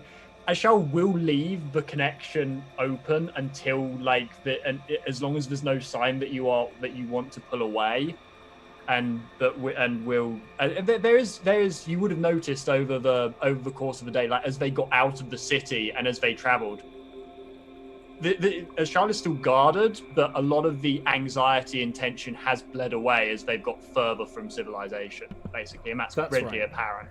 Also, correct me if I'm wrong, because I don't know the rules I wrote, but your telepathy as a regular Ebbimari, not as powerful as Ulxua, and maybe even a little stunted when it comes to your psychic arts, it's not two-way. She can't speak her mind back to you. She has to speak out loud, right? Until maybe you get stronger. There's nothing specific in your rules. Telepathy, you have a telepathy speaking range, basically, which is one way. But it's automatically translated, right? Whereas Ulxua can use a power to kind of connect everyone, which is something from her class. Just as a point, can I only target that at one person, or can I target that at the You can entire target it at anyone within range. Can I Bluetooth connect to more than one device? It's just that unlike you're sending like fleets instead of tweets. No, never mind. But you know what I mean, right? Subscribe. I mean, it was a bad line when I was thinking about it, but I couldn't get out of my brain, right? But yeah, the other two would just see Oshun talking. Yeah, so you would be having a lot of one-sided communications. It's not like you can use it to have completely silent communications, but he can speak silently to you. Is the thing, unless for some reason you lock your brain off to him, and even then he can knock. And none of you are psionically capable enough to actually keep someone out if they wanted to talk to you. So with that in mind, you can kind of camp. It might be a little bit uneasy camping on the road for the first time with a new group of people, but maybe there's a little bit of comfort in being with that new group of people as well, right? I would probably honestly stay up. You want to stay up all night? First night, I would stay up all night. Okay, you're going to have a point of exhaustion the next morning, but that's an entirely reasonable and sensible thing for Yemen to do. Yep. The other thing is that Ashal is Ebbimari a trance, so rather than sleep. So Ashal would be not up with you the entire night, but you would be able to tell that Ashal is aware the entire night. Two awkward beings staring at each other from across. Staring not at each other, I think, would be more accurate. Staring pointedly not at each other, yeah. Interesting thing about this camping spot, you can see the glow of Ebbimaro in the distance. Almost like the shape of like a treble clef or something. Just a kind of glow of bluish light through the fog. You're still close enough. Oshun is enjoying the beauty and eventually just falls asleep. You are muted, Nil. Your first time on a D&D stream being muted when you want to speak. My dad came home and I knew he was going to pop his head in and try and make a remark. That you nerd. No. Yeah. So, sort of before settling down, Chance would take time to, for some reason, unpack the whole bag and then repack it. Taking time to reorganize everything, knowing where things would be, especially with, I don't know if the others would notice it, but there's a whole different outfit in there, and it's quite different to what they're wearing now. Whereas it's quite, I don't want to say humble, but it's kind of low key. This is more affluent. This is for something. This is for show. There's it's more vibrant colors, all different pieces and stuff, and a mask. That would be the last thing that they would pack away, and it's in a sort of it's a different compartment of the bag, very deliberate with it, taking care. And then in a separate compartment again, there's the food that's still not that hot, but it's all kind of gummed together. Yeah, it's all gooey. Everything. Yeah. Yeah, it's in a little doggy bag thing. Into one big tasty bite. Yeah. With different cocktail sticks sticking out of it because it's hand food, right? But yeah. Just that's dangerous. It is dangerous. Eat it. It's all good. It just kind of looks around, at everyone, just kind of like curious and thinking, don't know what to do. I don't know, like we haven't even like said anything, like in terms of like normal conversation. This is awkward. I'm not used to this, and it's just like the weird sort of. Are you like talking to yourself saying that? Yeah, like I like talking aloud, like. Yeah. Like this is. It's just like very low muttering. It's like kind of curled up, like not with people, but like kind of. Yep. Sort of away at the same time. Ocean is the person at the party that goes to sleep first, and I'm like, God damn it. Yeah. After the time, like kind of like feeling a bit anxious, they'll like curl up with the bag, head on the bag, and just like kind of like doze off a bit. Once Chance has gone to sleep, ASKII will. I knew it would happen at some point. I didn't think it'd be Zoe to make the joke. ASKII would motion to Yemen and would say, that blueprint. May I inspect it again? Yemen? Yeah, he takes like a long, hard second and goes, sure. He pulls it out. And give me that second arcana. Yeah, and regardless of whether or not I succeed at this, you would notice that ASKII has pulled out that tattered book that they've been carrying with them the entire time, and like a quill. But I imagine because it's an Ebbimari quill, it would probably be like a bone quill. It's like a fish bone. Yeah, fish bone. Please tell me that they ink right. I don't know. Is that canon, Oli? That is up to you, but I don't want it to be canon, but it is your character. Can't resist my power. I mean, I don't want it to be canon, but I kind of feel like ASKII would have no other way of getting the ink easily. You know, there's like inky mushrooms, just like. Okay, inky mushrooms. That'll do. Okay, what makes more sense? Squid face, mushroom. Ink cap mushrooms are canon in the Under-Realm. It's come up before. Also, if you're at home and you like don't have a pen, do you go, I'm just gonna like prick my hand and get some blood to write, or do you go, I'm gonna go find a pen? Zoe plays a warlock in the other campaign, so yes. Oh, fair enough. Like a book warlock and all. But yeah, ASKII would open this tattered book, and like as they're trying to read this this blueprint, would be making obviously magical notation, glyphs, arcane notation in this book that is already very full of such things. Would that be in deep speech? It would be in. Well, it would be a weird mix. It would be like there'd be. I don't know whether you'd be able to identify them all. That there'd be a weird mix of deep speech, primordial tongues, and umbral. There's even like the odd bit of fiendish in there, and it's really weird eclectic mix. Dear diary, today I've... So, what you can decipher when looking through this is that the letters are actually different this time you're looking at the blueprint. It has been magically sealed with an illusionary script spell. Quite logical if you are protecting a patent, that only the person that is meant to read it can read it. Although illusory script spells are easy to remove when you know that they're there. And also the fact you knowing that they're illusionary script gives you a little bit of kind of clout against it, right? Like you know you can no longer trust it.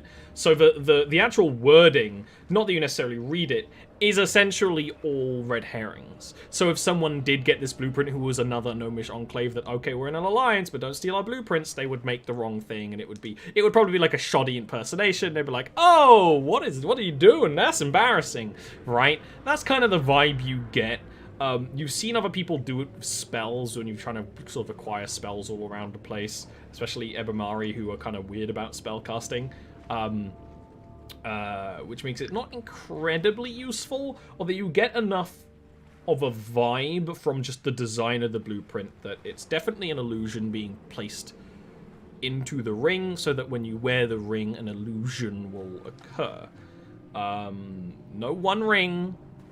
No, not sending rings out to Sorry, the human lords or anything like that. No, we're not having Squid Sauron yet. I think, like, Ashal is, it's quite obvious if Yemen is paying any attention, but Ashal is, like, they're not really interested in what the ring is, in a sense. They're just interested, it's like fascinating magic to them, and they're, like, noting everything down, and, like the fact that this is something they've got to do, they've got to retrieve is secondary. They weren't really interested in that. And after, like, an hour or two of this, they will hand the blueprint back to you with a, like, grateful nod. Okay. Honestly, like, he would probably, like, have, like, walked out, like, walked a perimeter check, came back, and then, like, you're like, oh, here you go. He's like, oh, puts it in the same place. Goes about his, like, just staying up and filling his mind. He's probably staring off at the city when he has nothing to look at. If there's nothing startling him, if no sounds or anything, staring off at the city, kind of keeping himself up. But he's kind of also keeping to himself. Are you staying up to keep an eye out as watch, but also against us? Like, I don't. If you don't want to exactly, cool. Soon comes morning, and it's kind of the same, because after all, there is no day and night in the Underrealm. People are on cycles. Usually that is around about a 12-hour cycle, and you kind of arrange yourself on whatever cycle you need to be, or whatever. But you're all awake, rested, and are ready to set off again. Is there anything any of you want to do before you set off again? I would, after everyone wakes up, I would actually say, so, I never got any of your names. It is uncommon for me to fall asleep amongst people with whom I haven't shared a name. I am Oshun. He'll nod, he'll say, Yemen Ren. You can call me whichever you'd like. Ashal. He, like, puts on, like, he's definitely being stoic, puts on a slight face to not expecting the way you've been speaking. It's almost like he's like, oh yeah, he could talk in my mind, but you're not. And then, Always get consent. yeah, turns to the gobbo. Looks away from what they're doing, like, again, checking through the bag, and then goes like, do you want my full name, or like what's the What? Like, Whatever you'd like to be called. Chance, I guess. Yeah, call me Chance. Okay, Chance. All right, chance works. So, shall we be on our way again, or? If everyone is ready. Excellent. Stands up and keeps standing up and keeps... Dun, dun, dun, dun. The theme of giant women in Jarviskjir continues, and you can't even blame this one on me. The travel at first is much like it was before. The road you've been taking is more east than north. Although a few hours into your walk, you come across a shrine at a crossroads. The road does continue east that you're on, and also travels north. Whereas it continues east, the road is even less traveled and even more worn, completely covered by snow and the erosion of weather.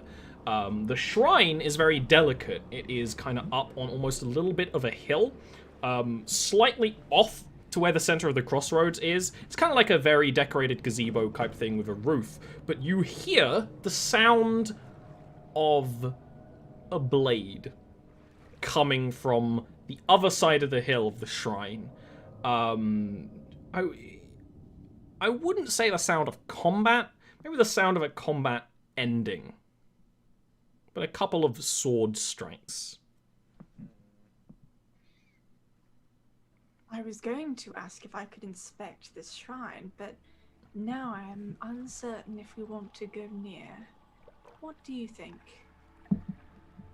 Unknown. Danger.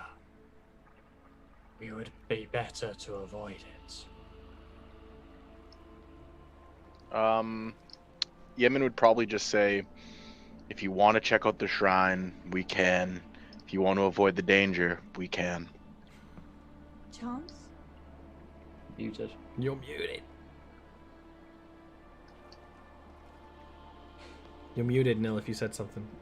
Oh. Oh. What? We just didn't hear it then. Sorcery Oh. is this?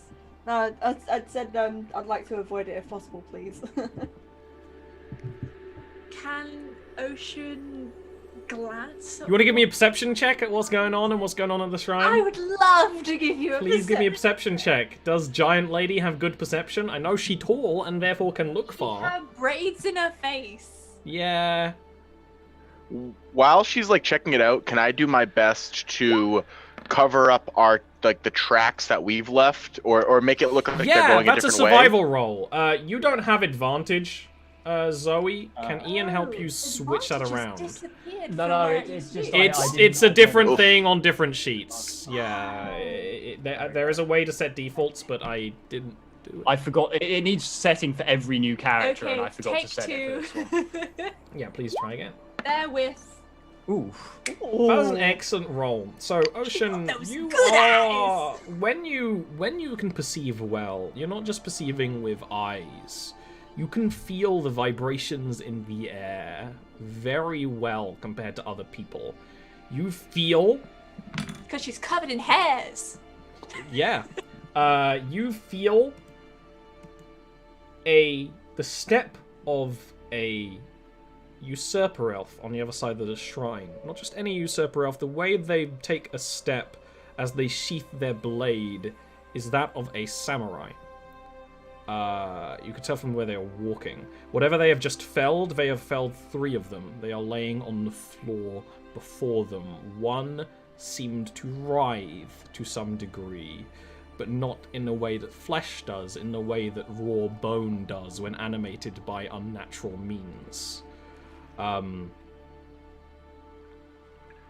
That would be what you get of what's going on behind the shrine.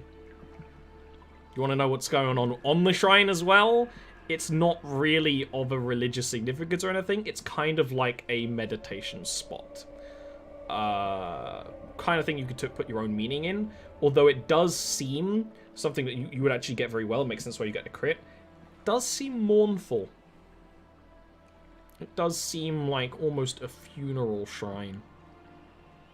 I think Ocean would convey most of this and say, I'm terribly sorry to go against you, my friends. This feels very... Perhaps this person could tell us of dangers ahead in the path. What do you think? Well, if it's just one of them, how scary can they be? You don't know that. Down 3 then. Very scary. You saying we're gonna try and like what like seriously?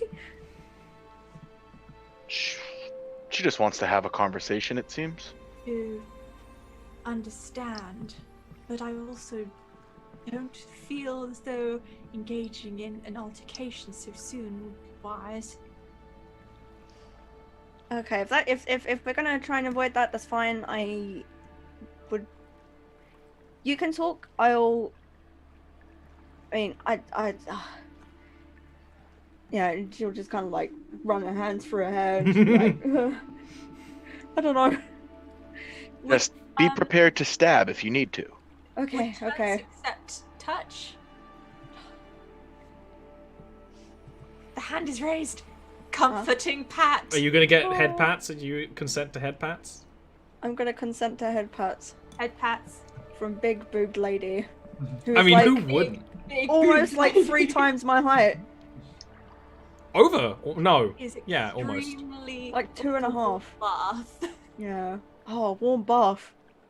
I think that would like relax Chance quite a lot then. Like Like the ears droop. To the ears. the ears droop, like they were like all flicky, and I was just like, oh, just like just kind of like melts a little bit. Like that's the whole personality, just melt now. Ocean will raise herself to her full 8 feet and say, Hail, As Shal would also have floated up to their maximum float height, which puts them higher up than Ocean.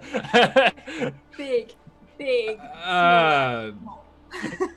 The samurai will step onto the shrine's sort of platform and look at you. I mean, there's a bit of a distance. They are a usurper elf samurai. Usurper elf samurai are not common or uncommon, but they are a fixture of their society. The armor is much what you would expect, although many of the religious iconography that's sometimes on samurai armor for usurper elves is not there, which you would notice, Ocean, being religious.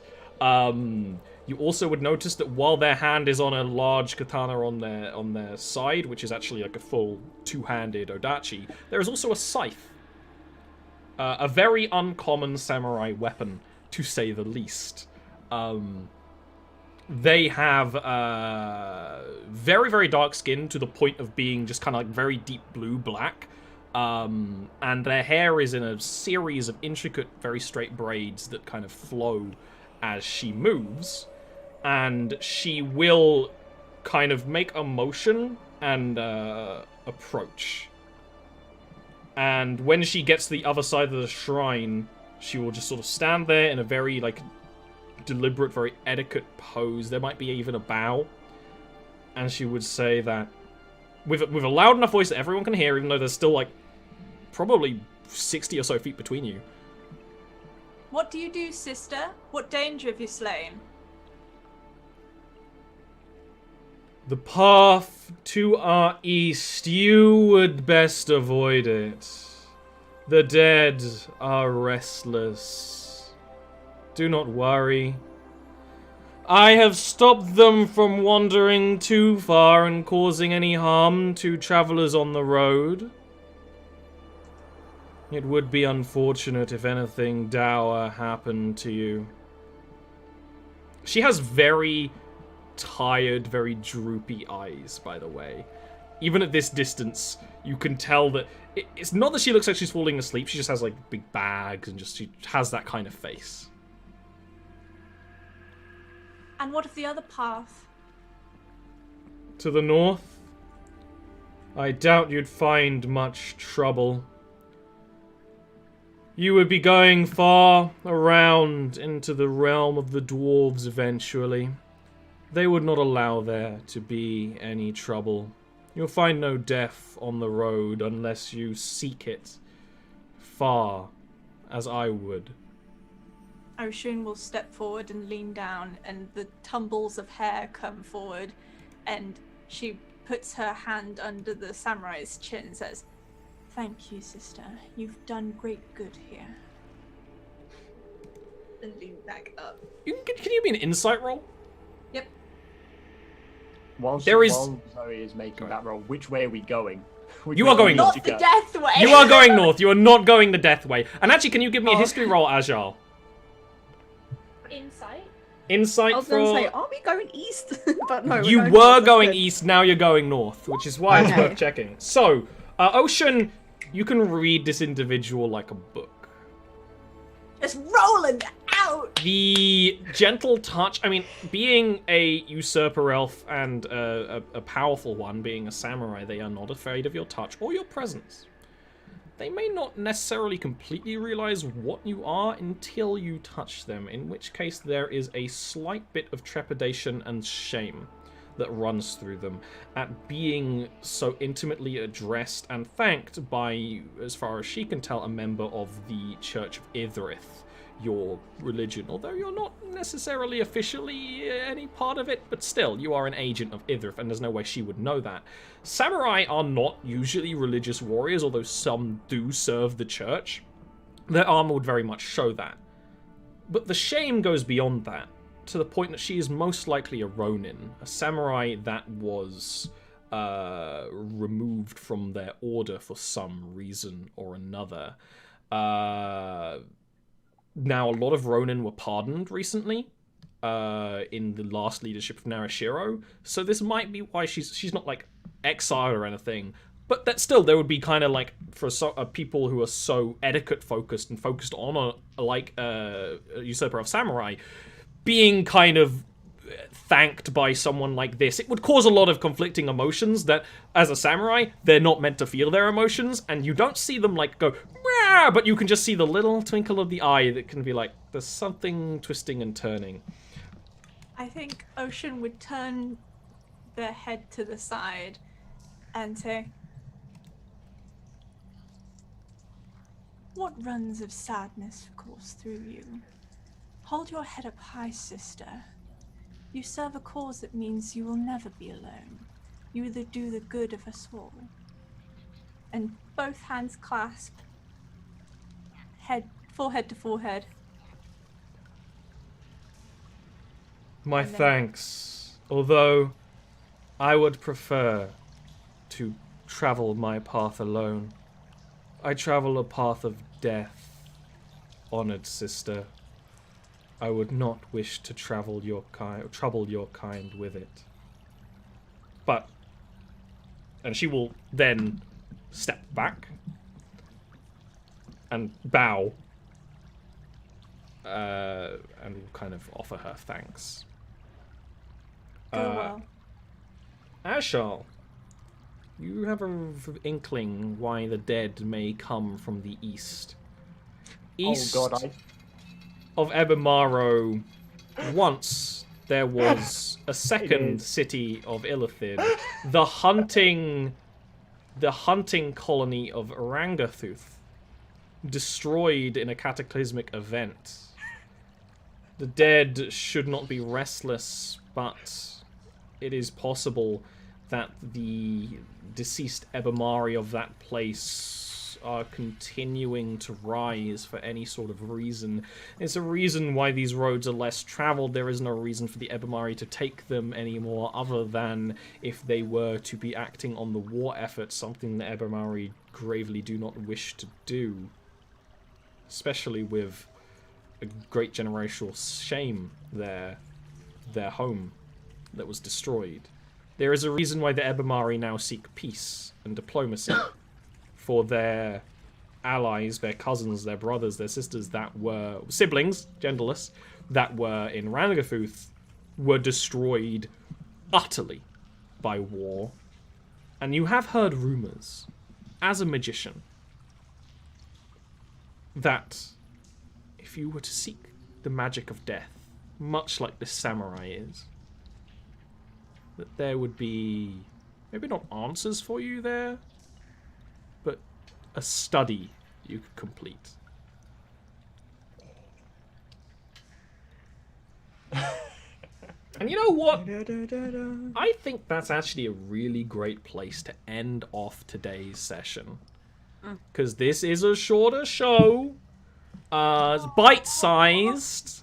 But as you realize that the dead are restless, luckily not on the path you're taking, but that not all is sunshine and flowers in the brain in the Ebbimari community. And maybe get a little bit more of an insight to why they are the way they are. This is a great place to take a little break. We will be back next week, hopefully. For another. This show will continue to be delicately short, much like some of the cast members here. It's not me. I'm lanky. And that's where we're going to sort of end off now. No combat, session 1. Usually I like to have a session 1 combat, but it's a sort of session. Also, you know, a lot to introduce about Ebbimari. If you have any questions about the world of the Under-Realm, I mean, there's a lot of elements that you can get from the other shows, but also our Discord is a great place to ask, not only myself, but also Ian, and other people. Also, Nil has been on it quite a bit. And if you want to ask questions about the characters, feel free to do so there as well. Before I continue to go on, this is when you can talk about what you want to talk about. And we do go it in an order, so if you have anything you want to talk about, or what you got going on, Nil, this is the time to do it. If not, you can just say a little thank you and do a little dance. What? Do you have anything going on? Anything you'd like to talk about before the end of the show? God, no, I'm not. Well, I mean, this year's been kind of dead because of everything, but like, I mean, next year, hopefully, I'm gonna pick up on my usual stuff. But like, you know, I do art like character create. I do most of the things that you do, Ollie, just not as like freaking fantastical. But yeah, socials, you know, Twitter, YouTube, same deal, Cosmic Layer, you know, Cosmic LAER. You'll find like my tournament stuff on my YouTube mostly. On my Twitter is mostly memes at this point, but might post more art. Yeah, nothing really to say at this point. You're also active in the community. So you're also active in the community on like the other streams and Discord and stuff. I am actually active, so yeah. Cool. Playing with your long hair. You know, wouldn't you play with it? I would. Well, in the absence of my own. I have all the you lost. Yeah. Well, why don't you talk about what you got going on? You, little old me, little old you. Well, I'm gonna be on this show on Wednesdays for a bit, which is awesome. Very excited. I love Ollie as a DM. I'm also for a very short while on Friday nights over at Doxy's channel. They have like a 5e twisted like into the internet campaign going on. Oh, you're in that one. Yeah. Yep, and I'm playing LimeWire. I am a bard, and I am Oh LimeWire. my god! When is this game set? It is set now, but they basically like resurrected me from like I went into hiding. It's a virus. It's so much to explain. Someone playing Napster. No, they're not. They're not. When I first described the idea to Eric, who is DMing, he was like, I love it. This is great. A bard LimeWire. It's my character. I randomly listened to a Spotify playlist of like old school LimeWire songs, and I randomly just like open my mouth and something comes out, whatever's playing at the time. But it's great. Also, you could find me at my YouTube channel, youtube.com/bytheway, the same way it's spelled there, where you could watch me on my fitness journey to lose some weight. That's my goal. That's what I do. That's who I am. Next is the 2-for-1 deal of Ian and Zoe. I know you don't have much going on, but sometimes you have things you like to talk about. I do my job for me. So. I can talk about. But... Yeah. We are in the Monday game, and really excited for everything that Ollie comes out with, including eventually the board game. Yep. Super hype. Yep. This show I have been in. Continued my run of being in every Wednesday game. Yes, that's true. I was already the sole person who had achieved that because Neil missed the to kill a lich one. But right. I'm carrying that on. So that gives you an idea of how experienced I am with Jarviskjir. If you want to ask questions in the Discord, I'm happy to talk particularly like about any of my characters and such like. A lot of you will have probably picked up my reaction to Ollie describing what happened. That's right. I know exactly what caused that, if you want to ask me. I think I know something. I think you probably know. You've heard rumors and wrinkles. That's a great little Discord tidbit. There is a spoilers chat for this show, and there's also a general lore chat for more general things. There also might be some other spoilery chats we might make for some stuff on the way as well. But yeah. Absolutely, yeah. But there's, as Zoe said, we're both in the Monday game. If you wanted to subscribe to Ollie's Patreon to get access to that, playing a very different character in that one. Yeah. Oh yeah. But with links to this world, there is because everything's connected. Everything's connected. If you are new, a new face, Jarviskjir is a living, breathing. Narrative world with a lot of things going on. You don't need to watch the other shows for a lot of understanding, but there will be things that, you know, if you like some stuff, you might like some of the other ones. All of them are on the YouTube. This show will also be on the YouTube. It's also live on Twitch on Wednesdays. That made my stomach hurt. I'm very old. I'm very old. Oh, mine. Okay, no, we're not doing that again. But I'm also doing a lot of other streams right now. There are, I'm doing a bit more of effort on actually, like, going through my homebrew process. There's a lot of homebrew in Jarviskjir. It's not your regular D&D setting anymore, and I go through that with you while illustrating the world, the characters, the races, the classes, the monsters. We're mostly doing monsters right now because I'm working on a series of undead. I've got a couple of other really good ideas, but also on this channel on pretty much every day of the week around 9, we're doing something. If you like the vibes, hang out, and we often talk about this stuff. You can also support the show on Patreon. Like I said, there's a Monday show only for patrons. Also, early access to the other stuff. If I make monsters and content, they're here, such as homebrew races and classes. Will probably be there once we nail out the kinks. I was going to say twinks. That's for another show. And I'm also on Fable Scraps on Fridays at 11 p.m. GMT my time. That is a 40k Dark Heresy campaign. A lot of you like 40k. Dark Heresy is, again, very focused on people, and that's what we like to do here. And I hope to be doing more stuff with Fable Scraps in the future. But that's us for now. We are gonna leave you to it. I might send you off on a raid, but you have to wait until next week. No.